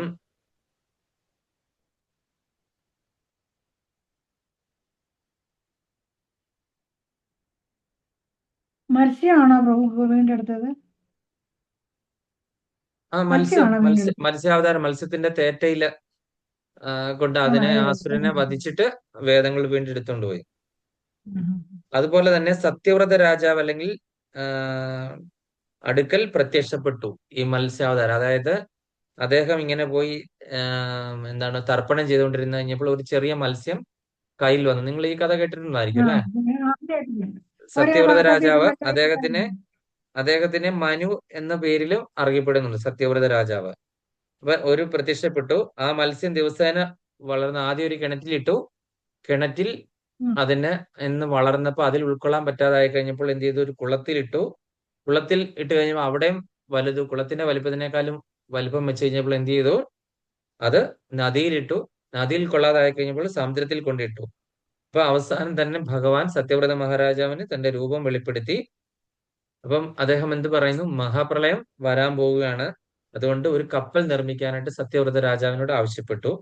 അങ്ങനെ എല്ലാ വിത്തുകളുടെ ഓരോ ധാന്യം വീതം സൂക്ഷിക്കാൻ പറഞ്ഞു. നമ്മളെ പ്രപഞ്ചത്തിലുള്ള എല്ലാ വിത്തിൽ നിന്നും ഓരോന്ന് എടുക്കാൻ പറയുന്നു. അത് മനുഷ്യരാണെങ്കിലും ഏത് ജീവജാലങ്ങളിൽ നിന്നാണെങ്കിലും 1 വീതം, ധാന്യങ്ങളുടെ ആണെങ്കിലും 1 വീതം. അങ്ങനെ കപ്പലിൽ കയറ്റി. ഏത് ജീവജാലങ്ങളുണ്ടോ ആ ജീവജാലങ്ങളുടെ ഒരു സാമ്പിള് അല്ലെ? അങ്ങനെ അങ്ങനെ ഒരു കപ്പൽ ഉണ്ടാക്കി. ആ കപ്പലിൽ ഈ ജീവജാലങ്ങളും ഈ വിത്തുകളും സപ്തർഷികളെയും കൂടി അതിൽ കയറ്റി. അങ്ങനെ ഈ മഹാപ്രളയം വന്നു കഴിഞ്ഞപ്പോൾ എന്ത് ചെയ്തു? ഈ കപ്പൽ ആടി ഉലഞ്ഞപ്പോൾ ഭഗവാൻ എന്ത് ചെയ്തു? ഈ മത്സ്യത്തിന്റെ ഈ തേറ്റ ഉണ്ടല്ലോ, തേറ്റ മുള്ളും കൊണ്ട് ഈ കപ്പലിനെ താങ്ങി നിർത്തി വലിച്ചുകൊണ്ട് പോയത് ഭഗവാനാണ്. എന്നിട്ട് വീണ്ടും സൃഷ്ടി തുടങ്ങി കഴിഞ്ഞപ്പോൾ ഈ വിഭവങ്ങളൊക്കെ തന്നെ വീണ്ടും ഉപയോഗിച്ച് സൃഷ്ടി നടത്തുകയായിരുന്നു. അതായത് ആദ്യേ തൊട്ട് ബ്രഹ്മദേവനിൽ നിന്നുണ്ടായി അങ്ങനെ വരുന്ന ഒരു സൃഷ്ടി അല്ല ഇത് കേട്ടോ. ഇത് ഇടയ്ക്കിടയ്ക്ക് ഓരോ ബ്രഹ്മദേവന്റെ ഒരു ദിവസത്തെ ഒരു മന്വന്തരമായിട്ടാണ് കാണുന്നത്, കൽപ്പം അല്ലേ? അപ്പൊ അങ്ങനെ ആ ഒരു കൽപ്പത്തിലും അങ്ങനെ മന്വന്തരത്തിലും കുറെ കൽപ്പങ്ങൾ കൂടുന്നതാണ് മന്വന്തരം അല്ലെ, ഒരു മനുവിന്റെ കാലഘട്ടങ്ങൾ. അപ്പൊ ഇങ്ങനെയൊക്കെയുള്ള സമയത്തും പ്രളയം വരുന്നുണ്ട്. ആ പ്രളയ സമയത്താണ് അത് ചക്ഷുഷ മന്വന്തരത്തിലാണ്, 4ാമത്തെ മന്വന്തരത്തിലാണ് ഈ പറയുന്ന പ്രളയം ഉണ്ടായത്.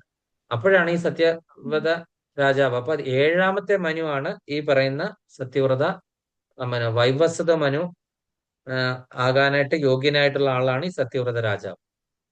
അപ്പൊ അദ്ദേഹത്തിന് തന്നെയാണ് ഈ പറയുന്ന കർത്തവ്യം ഏൽപ്പിച്ചത്. അങ്ങനെ ഭഗവാൻ തന്നെ കയറായിട്ട് ഈ കപ്പൽ രക്ഷിച്ചു. അങ്ങനെ ഹയഗ്രീവനെ വധിച്ചു, വേദങ്ങൾ വീണ്ടെടുത്തു, സൃഷ്ടിയുടെ തുടർച്ച ഉറപ്പാക്കി. അദ്ദേഹം സൃഷ്ടിയുടെ തുടർച്ച ഉറപ്പാക്കി, സൃഷ്ടിയുടെ കണ്ടിന്യൂഷൻ ഉറപ്പാക്കി. അതാണ് ചെയ്തത്. അപ്പൊ മത്സ്യാവതാരത്തിന്റെ സന്ദേശം എന്താണെന്ന് വെച്ച് കഴിഞ്ഞാൽ വേദങ്ങൾ നിത്യസത്യമാണ്. അതൊരിക്കലും ഒരു സ്ഥലത്തും മുക്കിക്കളയാനായിട്ട് സാധ്യമല്ല. ഇപ്പൊ നമുക്കറിയാലോ, നമ്മൾ ഭാരതത്തിൽ നമ്മളിപ്പോ കാണപ്പെടുന്ന പല ഗ്രന്ഥങ്ങളും അത് യഥാർത്ഥമാണോ ഇല്ലയോ എന്നറിയാം. യഥാർത്ഥ ഗ്രന്ഥങ്ങളൊക്കെ എന്ത് ചെയ്തു? മുഗൾ രാജാക്കന്മാരും അതുപോലെ തന്നെ ഈ ഇംഗ്ലീഷുകാരൊക്കെ വന്ന് അവരുടെ മ്യൂസിയത്തിലാക്കി, അല്ലെങ്കിൽ നശിപ്പിച്ചു കളഞ്ഞു, മൺമറഞ്ഞു, കത്തിച്ചു കളഞ്ഞു അല്ലെ? നമ്മൾ ഈ ജ്ഞാനവും അറിവും ഒക്കെ ഉണ്ടെങ്കിൽ നമ്മൾ രക്ഷപ്പെട്ടു പോകും. അതുകൊണ്ട് ഈ ആധ്യാത്മികതയെ തകർക്കുക എന്നുള്ളതാണ്, ഭിന്നിപ്പിച്ച് ഭരിക്കുക എന്നുള്ളതായിരുന്നു ഉദ്ദേശം. ഈ ആധ്യാത്മികത തകർന്നാൽ മാത്രമേ ഉള്ളൂ നമ്മുടെ സനാതന ധർമ്മത്തെ തകർക്കാൻ പറ്റുള്ളൂ എന്ന് മനസ്സിലാക്കി അവർ സർവ്വതും നശിപ്പിച്ച് മുച്ചൂടാക്കി. എന്നിട്ട് നമ്മൾക്കിപ്പം എന്താണ്, ആചാര്യ പരമ്പരയിൽ നിന്ന് കിട്ടിയ വാണിയിൽ കൂടെ വന്ന സംഭവങ്ങളാണ് നമ്മൾ ഇപ്പൊ കാണുന്നത് അല്ലെ? പക്ഷെ എത്രയോ ഗ്രന്ഥങ്ങളൊക്കെ ഓരോരുത്തരും പരിഭാഷ ചെയ്ത് അത് കുളമാക്കി. നമ്മൾ പഠിച്ച ചരിത്രങ്ങൾ ഈ അക്ബറിന്റെയും ബാബറിന്റെയും ഒക്കെ ഭരണപരിഷ്കാരങ്ങളാണ് പഠിച്ചത്. എത്രയോ നല്ല സ്വാതന്ത്ര്യ സമര പോരാളികളും അവരവരൊക്കെ ഉണ്ടായിരുന്നു. നമ്മൾ അവരെ പറ്റി ഒന്നും പഠിക്കുന്നില്ല, അറിയുന്നില്ല, അതൊന്നും ചരിത്രത്തിലേ ഇല്ല. നമ്മളിപ്പോ ആരെങ്കിലും അവരെ പറ്റി പറഞ്ഞ അതല്ല കെട്ടുകഥയാണെന്ന് പറയും. കാര്യം നമ്മൾ പഠിച്ചത് അക്ബറിന്റെയും ബാബറിന്റെയും. നമ്മുടെ ഇവിടെ വന്ന് കൊള്ളയടിച്ച് നമ്മളെ സ്ത്രീകളുടെ അഭിമാനവും എല്ലാം കളഞ്ഞ വ്യക്തികളാണ് മഹാപുരുഷന്മാര്. നമ്മൾ ഹിസ്റ്ററിയിലും ഇതൊക്കെ അവരുടെ ഇത് പഠിച്ച് കാണാതെ പഠിക്കുകയാണ്. ഞാനൊക്കെ സ്കൂളിൽ പഠിച്ചു ഹിസ്റ്ററിക്ക് മാർക്ക് കിട്ടണമെങ്കിൽ എന്താണ് അക്ബറിന്റെയും ബാബറിന്റെയും അതുപോലെ തന്നെ വെല്ലസ്ലി പ്രഭു, മറ്റേ മൗണ്ട് ബാറ്റൻ പ്രഭുവിന്റെ ഭരണപരിഷ്കാരങ്ങൾ, ഇതൊക്കെയാണ് നമ്മൾ പഠിച്ചുകൊണ്ടിരുന്നത് അല്ലെ? ഔറംഗസീബ് കൊള്ളയടിച്ചത്, തകർത്തത് 5000-ൽ പര ക്ഷേത്രങ്ങളാണ് ഈ പറയുന്ന വൃന്ദാവനത്തിൽ തകർത്ത് കളഞ്ഞത്. ഇപ്പൊ ചെന്ന് കഴിഞ്ഞാൽ അതിന്റെ അവശിഷ്ടങ്ങൾ കാണാം, തകർത്തതിന്റെ ബാക്കിയിരിക്കുന്നത്. അപ്പം അങ്ങനെയുള്ളവരുടെ ഭരണപരിഷ്കാരങ്ങളും ഇതൊക്കെയാണ്. അപ്പൊ ചരിത്രം തന്നെ ഇവരെല്ലാം മാറ്റിക്കുറിച്ചു. അപ്പം വേദങ്ങൾ നിത്യസത്യമാണ്. അത് കാരണം അതിനെ ഒരിക്കലും തകർക്കാൻ പറ്റില്ല എന്ന് ഭഗവാൻ കാണിച്ചു തന്നു. പ്രളയത്തിലും ധർമ്മം നശിക്കത്തില്ല. പ്രളയം ഉണ്ടായാലും ധർമ്മം നശിക്കത്തില്ല, അല്ലെങ്കിൽ ഈ മുഴുവൻ ജീവജാലങ്ങളും നശിച്ചു പോകില്ല. അതിനെ രക്ഷിക്കാനായിട്ട് ആ സമയത്ത് ഭഗവാൻ എത്തും, അല്ലേ? അപ്പം ഭഗവാൻ തന്നെയാണ് ധർമ്മത്തിന്റെയും ജ്ഞാനത്തിന്റെയും രക്ഷകൻ എന്നുള്ള ആ ഒരു കാര്യവും നമ്മൾ ഇതിൽ കൂടെ പഠിക്കുകയാണ് ചെയ്യുന്നത്. ധർമ്മത്തിന്റെയും ജ്ഞാനത്തിന്റെയും രക്ഷയ്ക്ക് വേണ്ടിയിട്ട് ഭഗവാൻ അവതരിക്കും എന്ന് നമ്മൾ ഭഗവത്ഗീതയിൽ ഇപ്പൊ ആ പഠിച്ച ശ്ലോകത്തിൽ നമ്മൾ വ്യക്തമാക്കിയല്ല. ധർമ്മത്തെ പുനഃസ്ഥാപിക്കാൻ വേണ്ടിയിട്ടും അതുപോലെ തന്നെ ജ്ഞാനത്തിന്റെ രക്ഷകൻ, അതായത് വേദങ്ങളൊക്കെ നഷ്ടപ്പെട്ടു പോകുമെന്ന് നമ്മൾ വിചാരിച്ച ആ വേദങ്ങള് ഭഗവാൻ വന്ന് രക്ഷപ്പെടുത്തി തന്നു. അങ്ങനെ നമ്മൾ കണ്ട 3 അവതാരങ്ങളുടെ ഒരു സമ്മറി എന്താ? ഋഷഭദേവൻ എന്താണ്? ആത്മജ്ഞാനവും വിരക്തിയുമായിരുന്നു ഋഷഭദേവൻ. രണ്ടാമത്തേത് പൃഥു മഹാരാജാവ് ധർമ്മപരമായ ഭരണവും ലോകക്ഷേമവുമായിരുന്നു. ധർമ്മപരമായ ഭരണവും ലോകക്ഷേമവും. പിന്നെ മത്സ്യ അവതാരം എന്ന് പറഞ്ഞു കഴിഞ്ഞാൽ ജ്ഞാനത്തിന്റെ അല്ലെങ്കിൽ വേദത്തിന്റെ രക്ഷയും സൃഷ്ടിയുടെ രക്ഷയും. സൃഷ്ടിയുടെ തുടർന്ന് മുന്നോട്ട് പോകാൻ വേണ്ടിയിട്ട് ഉള്ള വിഭവങ്ങളെ സംരക്ഷിച്ചു വെക്കുക എന്നുള്ള ഉദ്ദേശം, അല്ലെ? വേദരക്ഷയും സൃഷ്ടിയുടെ രക്ഷയുമായിരുന്നു. അപ്പം ഇന്നത്തെ ക്ലാസ് അവസാനിച്ചിരിക്കുകയാണ്. എന്തെങ്കിലും സംശയം ഉണ്ട് ചോദിക്കാം, അല്ലെങ്കിൽ പോയിന്റ് ഓരോന്ന് പറഞ്ഞിട്ട് നമുക്ക് വേഗം നിർത്താം. എനിക്കൊരു സ്ഥലത്ത് പോകാനുണ്ട്, അത് കാരണം. അപ്പൊ പൃഥു മഹാരാജാവ് ഭഗവാന്റെ അവതാരം തന്നെയല്ലേ? പിന്നെ എന്തിനാണ് 99 യാഗം നടത്തി എന്ന് പറയണ? അപ്പൊ ഇന്ദ്ര പദവിക്കായിട്ട് ഭഗവാൻ ആഗ്രഹിച്ചു എന്നാണോ നമ്മൾ അല്ല, മനസ്സിലാക്കേണ്ടത്? ഇന്ദ്രൻ പദവി കിട്ടുമെന്ന് പോലും ഭഗവാൻ അറിയില്ലായിരുന്നു. കാര്യം പൃഥു മഹാരാജാവ് എന്ന് പറഞ്ഞു കഴിഞ്ഞാൽ അദ്ദേഹത്തിന്റെ ഇപ്പൊ ശ്രീരാമചന്ദ്രൻ ഭഗവാനല്ലേ, പക്ഷെ മനുഷ്യനായിട്ട് പൂർണ്ണമായിട്ട് ഒരു മനുഷ്യനായിട്ടല്ല അവതരിച്ചത്. ഇതൊരു ശക്തിയാവേശ അവതാരമായിട്ടാണ്. പരശുരാമൻ ഭഗവാന്റെ അവതാരമാണെങ്കിലും പരശുരാമൻ ജനിച്ചിട്ട് ഒരു പ്രത്യേക വയസ്സ് വരെ ഭഗവാൻ അല്ലായിരുന്നു. ഭഗവാന്റെ ശക്തി ആവേശിച്ചതാണ്. Okay okay. എല്ലാ അവതാരങ്ങളും പൂർണ്ണ അവതാരങ്ങൾ ആരൊക്കെയാണ്? കൃഷ്ണ ശ്രീകൃഷ്ണ അവതാരമാണ് ഏറ്റവും പൂർണ്ണമായിട്ടുള്ള അവതാരം. പിന്നെ ശ്രീരാമചന്ദ്രൻ, നരസിംഹമൂർത്തി, വരാഹമൂർത്തി, ഇങ്ങനെയൊക്കെയുള്ള കുറെ പൂർണ്ണ അവതാരങ്ങളുണ്ട്. മത്സ്യാവതാരമൊക്കെ. മറ്റേതൊക്കെ എന്ന് പറഞ്ഞാൽ ഒരാളുടെ ശരീരത്തിലേക്ക് ഭഗവാന്റെ ശക്തി ആവേശിക്കുന്നതാണ്. ശക്തി ആവേശ അവതാരങ്ങൾ എന്ന് പറയും. ഓക്കെ. മനസ്സിലായില്ല? അപ്പൊ അങ്ങനത്തെ അവതാരങ്ങളിൽ ഈ പറയുന്ന ഭഗവാന്റെ അവതാരത്തിന് അറിയില്ലായിരുന്നു ഞാൻ 100 ഇത് ചെയ്തു കഴിഞ്ഞാൽ ഇന്ദ്രന്റെ സ്ഥാനം പോകുമെന്നൊന്നും അറിയില്ലായിരുന്നു. ഭഗവാനെ പ്ലീസ് ചെയ്യണമെന്ന് മാത്രമേ ഉള്ളൂ. അശ്വമേധ യാഗം എന്ന് പറയുന്നത് എന്താണ്? ഇത് ഭഗവാനെ അന്ന് വേദങ്ങളിൽ പറഞ്ഞിട്ടുള്ള ഒരു പ്രധാനപ്പെട്ട ഒരു കർമ്മമാണ്. അശ്വമേധ യാഗം നടത്തി കഴിഞ്ഞു കഴിഞ്ഞാൽ ഭഗവാൻ പ്ലീസ് ആകും. അപ്പൊ ഇദ്ദേഹം അർച്ചനത്തിന് ഏത് സമയം പൂജ ചെയ്തായിട്ട് നടക്കുന്ന ആളാണ്, അല്ലെ?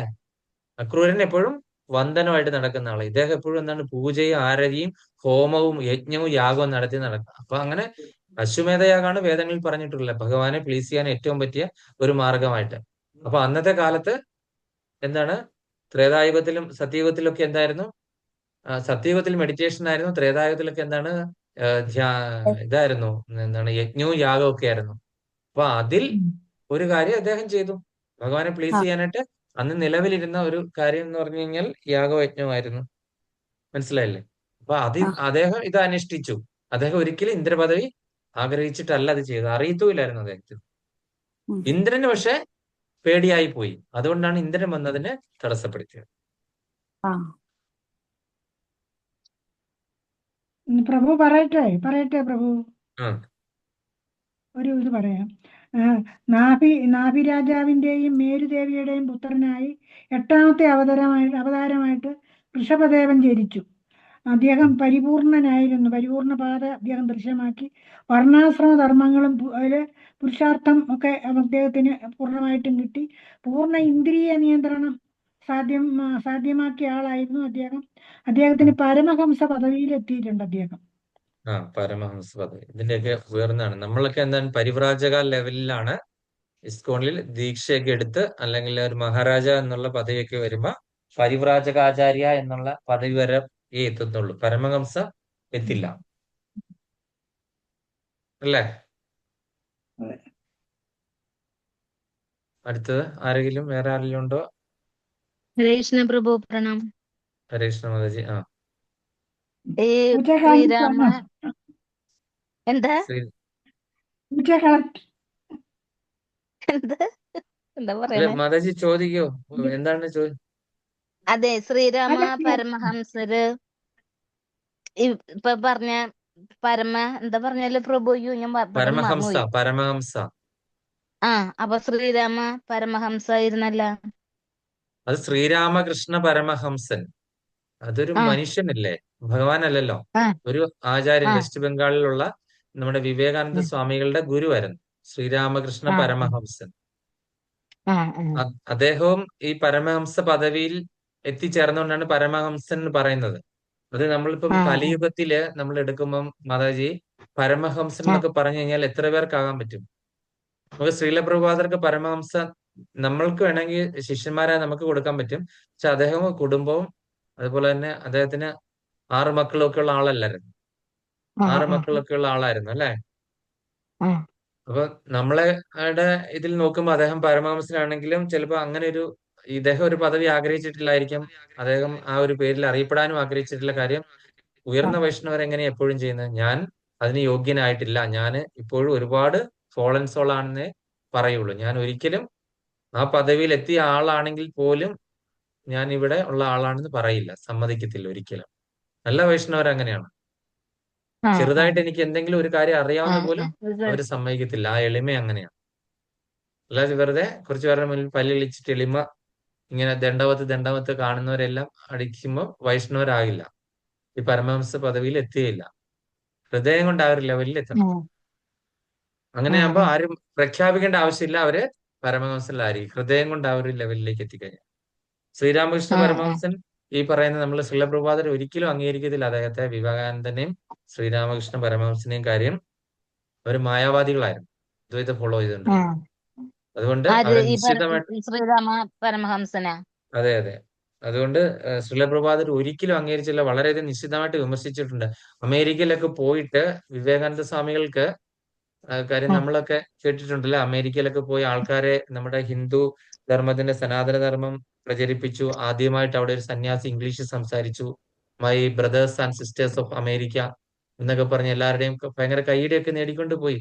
പക്ഷെ ഒറ്റ ആ ഒരാളെങ്കിലും ഭക്തനാക്കാൻ പറ്റിയോ?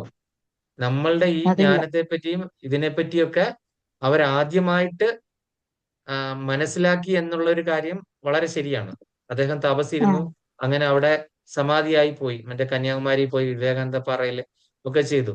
കേരളത്തിൽ വന്നു, ഉം, കേരളത്തെ ഭ്രാന്താലയം എന്ന് പറഞ്ഞിട്ട് പോയി. ഈ ഉം, ഭ്രാന്ത് ഉം, എങ്ങനെ പരിഹരിക്കുമെന്ന് അദ്ദേഹം പറഞ്ഞോ? ഇല്ല. ഉം, ഉം. ഇല്ല. ഭ്രാന്താലയം എന്ന് പറഞ്ഞ് ഇപ്പോഴും ചിലർ ചീത്ത പറയുന്നുണ്ടല്ലേ, കേരളത്തെ ഭ്രാന്താലയം എന്ന് വിളിച്ചു എന്ന് പറഞ്ഞിട്ട്. ഉം, ശരിക്കും ഭ്രാന്താലയം തന്നെ ആയിരുന്നു. ഈ ഭ്രാന്തിന്റെ കാരണം എന്താണെന്ന്, അത് വേരോടെ ആ ഭ്രാന്തിനെ, അതെന്തായാലും ജാതി വ്യവസ്ഥയിൽ ഭ്രാന്തായിരുന്നു. വിവേകാനന്ദ ആ സ്വാമികൾ വന്ന സമയത്ത് ജാതി വ്യവസ്ഥ കൊണ്ട് അയിത്തമില്ല, അയിത്തം. ബ്രാഹ്മണര് ആ വഴി ഹോയ് ഹോയ് ഹോയ് പറഞ്ഞ് ഉവ്വ് മറ്റുള്ളവരെ ഉവ്വ് ഒന്നും ചെയ്യാത്ത ഒരവസ്ഥയിലായിരുന്നു.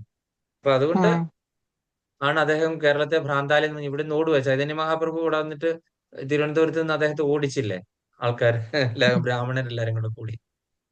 അപ്പം ആ ആ അതുകൊണ്ടല്ലേ കേരളത്തിലുള്ളവർക്ക് കൃഷ്ണാവബോധം വളരെ കുറവ് കിട്ടാത്തതും. ചൈതന്യ മഹാപ്രഭുവിന്റെ ആ ശാപമാണെന്നാ പറയുന്നത്. ആ, അദ്ദേഹത്തെ കുറെ വേശ്യകൾ താമസിക്കുന്ന വീട്ടിൽ കൊണ്ട് അടച്ചിടാനൊക്കെ ശ്രമിച്ചു. അങ്ങനെ വരെ ചെയ്ത ആരാ? ആൾക്കാരാണ് ഈ ബ്രാഹ്മണന്മാര്. ശ്രീ പത്മനാഭസ്വാമി ആ ആ ക്ഷേത്രത്തിൽ അദ്ദേഹത്തിന്റെ പാദങ്ങളൊക്കെ ഇപ്പോഴും പൂജിക്കുന്നുണ്ട്. നിങ്ങൾ പോയിട്ടുള്ളവർ കണ്ടു ആരുടെ? കാണും ചൈതന്യ ആര് പ്രഭു? മഹാപ്രഭുവിന്റെ പാദങ്ങള്. ചൈതന്യ ആ ഉവ്വ മഹാപ്രഭു. ഉവ്വ കണ്ടു കണ്ടു കണ്ടു കണ്ടു. ആ, ആ. അപ്പൊ അങ്ങനെ എന്താണ് ഞാൻ പറഞ്ഞു വന്നത്, ശ്രീരാമകൃഷ്ണ പരമഹംസനൊക്കെ എന്താണ് ഈ അദ്വൈതം, ഞാനും ഭഗവാനും ഒന്നാണ്, ശൂന്യത, ഭഗവാന് രൂപമില്ല, ഇങ്ങനെയൊക്കെയുള്ള കാര്യങ്ങൾ പറഞ്ഞു. പക്ഷെ ശ്രീലപ്രഭാതർ എന്താ ചെയ്തേ? വിദേശത്ത് പോയിട്ട്, അതായത് ഇവിടുത്തെ സർവ്വ കാര്യങ്ങൾ അവർ മോഷ്ടിച്ചുകൊണ്ട് പോയി അല്ലെ. നമ്മളുടെ ആ രത്നങ്ങള്, ധനം, സമ്പത്ത്, മുഴുവൻ സ്വത്ത്, അതുപോലെ തന്നെ മുഴുവനും വേദങ്ങള്, സർവ്വതും മോഷ്ടിച്ച് ഇത് നാറാണക്കളാക്കി മാറ്റി. ശ്രീലപ്രഭാതർ എന്ത് ചെയ്തു? അവർ മോഷ്ടിച്ചുകൊണ്ട് പോയി. ശ്രീലപ്രഭാതർ എന്ത് ചെയ്തു? ഇവിടുന്ന് ഭാഗവതത്തെയും ഭഗവത്ഗീതയും മോഷ്ടിച്ചുകൊണ്ട് പോയെന്ന് നമുക്ക് വേണേൽ പറയാം അല്ലെ. അവിടെ കൊണ്ടുപോയിട്ട് അവിടുന്ന് അതിനെ ഇങ്ങോട്ട് തിരിച്ചിറക്കുമതി ചെയ്തു. ഉം ഉം അവര് നമ്മുടെ എല്ലാം മോഷ്ടിച്ച് കുട്ടിച്ചോറാക്കി. ശ്രീലപ്രഭാതർ എന്ത് ചെയ്തു? ഈ മോഷ്ടിച്ചു കൊണ്ടുപോയ സംഭവം അവിടെ കൊണ്ട് അവർക്ക് ഫ്രീ ആയിട്ട് വിതരണം ചെയ്തു. ആ എന്നിട്ട് എന്ത് ചെയ്തു? കേരളത്തിലേക്ക്, അല്ല സോറി, നമ്മുടെ നാട്ടിലേക്ക്, ഭാരതത്തിലേക്ക് അതിനെ ഇമ്പോർട്ട് ചെയ്തു, ഇറക്കുമതി ചെയ്തു കൃഷ്ണാവബോധത്തെ. ആ അപ്പൊ ആ വിദേശ ആ പ്രോഡക്റ്റ് ആയിട്ട് ഇറക്കുമതി ചെയ്തപ്പോഴാണ് നമുക്ക് അതിന് വിലയുണ്ടായത്. വിദേശികൾ ആ എന്ത് പറഞ്ഞ സായിപ്പ് പറഞ്ഞ് നമ്മൾ കവാത്ത് മറക്കുമല്ലോ സായിപ്പിനെ കാണുമ്പോൾ. അപ്പൊ സായിപ്പ് ആ വന്ന് പറഞ്ഞു ഹരേ കൃഷ്ണ ജപിച്ചു കഴിഞ്ഞാലാണ് ഇതെന്ന് പറഞ്ഞപ്പോൾ നമ്മൾ ഉം. അംഗീകരിച്ചു. ആ മനസ്സിലായില്ലേ? അല്ലെങ്കിൽ നമ്മൾ ഒരിക്കലും അംഗീകരിക്കത്തില്ലല്ലോ. നമ്മൾ എന്തെങ്കിലും ആ അംഗീകരിക്കും, എല്ലാത്തിനും നമ്മൾ വിമർശനമായിട്ട് വരത്തില്ല. സായിപ്പ് പറഞ്ഞു ശരിയാ. ഇതാണ് പരമമായ കാര്യം. ഹരേ കൃഷ്ണ മഹാമന്ത്രം ജപിച്ചാൽ നിങ്ങൾ അങ്ങോട്ടേക്ക് പോകും, കൈ കൊട്ടണം, കൈ കൊട്ടിയ കർമ്മം പോകും എന്നൊക്കെ സായിപ്പ് ആ പറഞ്ഞപ്പോ നമ്മൾ അതേ ഇവിടെ അനുകരിച്ചു. അല്ലെങ്കിൽ ഇവിടെ ഇവിടെ ഈ പറയുന്ന സാധനത്തിന് എന്തെങ്കിലും വില കിട്ടുമോ? ആരെങ്കിലും പറഞ്ഞ അനുസരിക്കുമോ? അപ്പൊ അതുകൊണ്ട് ആ ആ അദ്ദേഹത്തിന്റെ ഗുരുവായ ഭക്തിസിദ്ധാന്ത സരസ്വതിക്ക് തോന്നി എന്ത് ചെയ്തു? ഇത് വിദേശത്ത് കൊണ്ടേ പ്രചരിപ്പിക്കുക. അങ്ങനെ അവിടെ നിന്ന് ഇത് കറങ്ങി തിരിഞ്ഞ് ഇവിടെ വരുമ്പോൾ ഇതിന് വിലയാകും. ഇറക്കുമതി ചെയ്ത സാധനത്തിന് വിലയുള്ളൂ. അങ്ങോട്ട് കയറ്റുമതി ഉം, ചെയ്യാൻ നോക്കിയാൽ സാധനങ്ങൾക്ക് വിലയില്ല.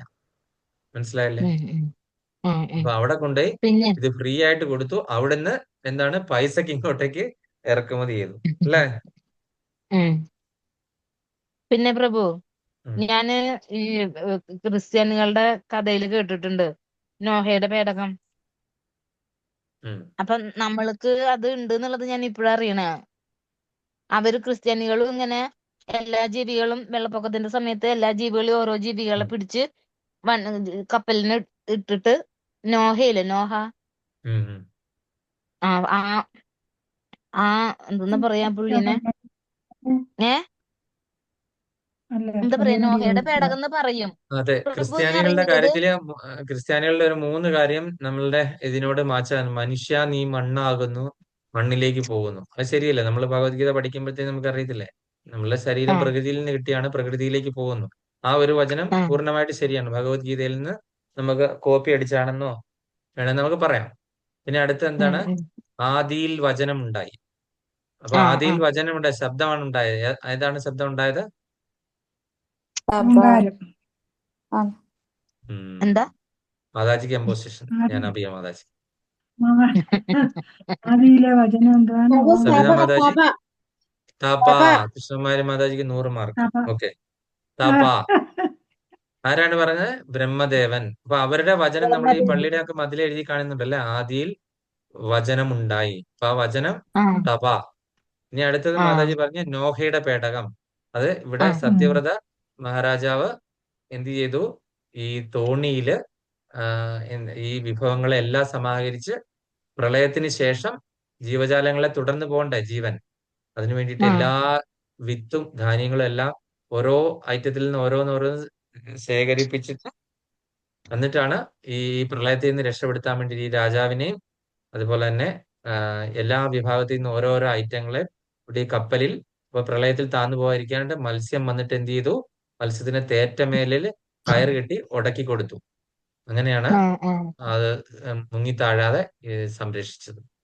സൃഷ്ടി ഞാൻ തുടർന്ന് ആദ്യമായിട്ടാ പോയി. ഇങ്ങനെ കേൾക്കണത്. നമുക്ക് കപ്പലിൽ കയറ്റിക്കൊണ്ടുപോയി എന്നുള്ളത് ഞാൻ ആദ്യമായിട്ടാ കേൾക്കണേ. ഉം. ഇത് അതാണ് വരാരും ഭാഗവതം. പറഞ്ഞു കേട്ടിട്ടില്ല പ്രഭു. ഉം. അതെല്ലേ? ഇപ്പൊ മത്സ്യാവതാരം പ്രഭു ഇതിനു വേണ്ടിയിട്ടാണ് ഉണ്ടായത്. വരാഹാവതാരം 2 പ്രാവശ്യം. വരാഹാവതാരം രക്താവതാരവും ശ്വേത വരാഹവും രക്തവരാഹവും. അതുപോലെ മത്സ്യാവതാരം എന്തിനു രണ്ടു പ്രാവശ്യം തന്നെ? ഒന്ന് ഭൂമിയെ പൊക്കിയെടുക്കാൻ. ഒന്ന് ഹിരണ്യകശിപുവിനെ. ഇത് രണ്ടും കൂടെ ഓ ഒരുമിച്ചാണ് നടന്നത്. മറ്റേ ശരി അവതാരം ശരി. എന്തിനാണെന്ന് നമ്മൾ ഇനി ആ ഒരു ഇതിലേക്ക് എത്തുമ്പോഴേ അറിയുള്ളൂ. പക്ഷെ ആ ഞാൻ ആ ആ ഭാഗവതത്തിന്റെ ക്ലാസ്സിൽ, നാരായണത്തിന്റെ ക്ലാസ്സിലും 2 അവതാരങ്ങൾ ഉണ്ടായിട്ടാണ് കേട്ടിരിക്കുന്നത്. ആ ആ ആ. അത് ഇനി ആ ഒരു ഇത് എടുക്കുമ്പോഴത്തേ നമുക്ക് മനസ്സിലാകും കൃത്യമായിട്ട് ശ്വേതവരാഹം എന്തിനായിരുന്നു, രക്തവരാഹം എന്തിനായിരുന്നു എന്ന് നമുക്ക് മനസ്സിലാകും. പക്ഷെ ബ്രഹ്മദേവന്റെ നാസികയിൽ കൂടെയാണ് ഈ അവതാരങ്ങൾ വരുന്നത്. ബ്രഹ്മദേവന്റെ മൂക്കിൽ നിന്നാണ് വരാഹം പുറത്തേക്ക് വരുന്നത്. ആ അതറിയാം. ലീവ് ചെയ്യട്ടെ പ്രഭു, ലീവ് ചെയ്യട്ടെ. ആ ഇനി അടുത്തത് മാതാജി ഇപ്പൊ ചോദിച്ചത് എന്തായിരുന്നു? മത്സ്യാവതാരം അല്ലെ? മത്സ്യാവതാരം ആ ആ നോഹയുടെ ആ പേട.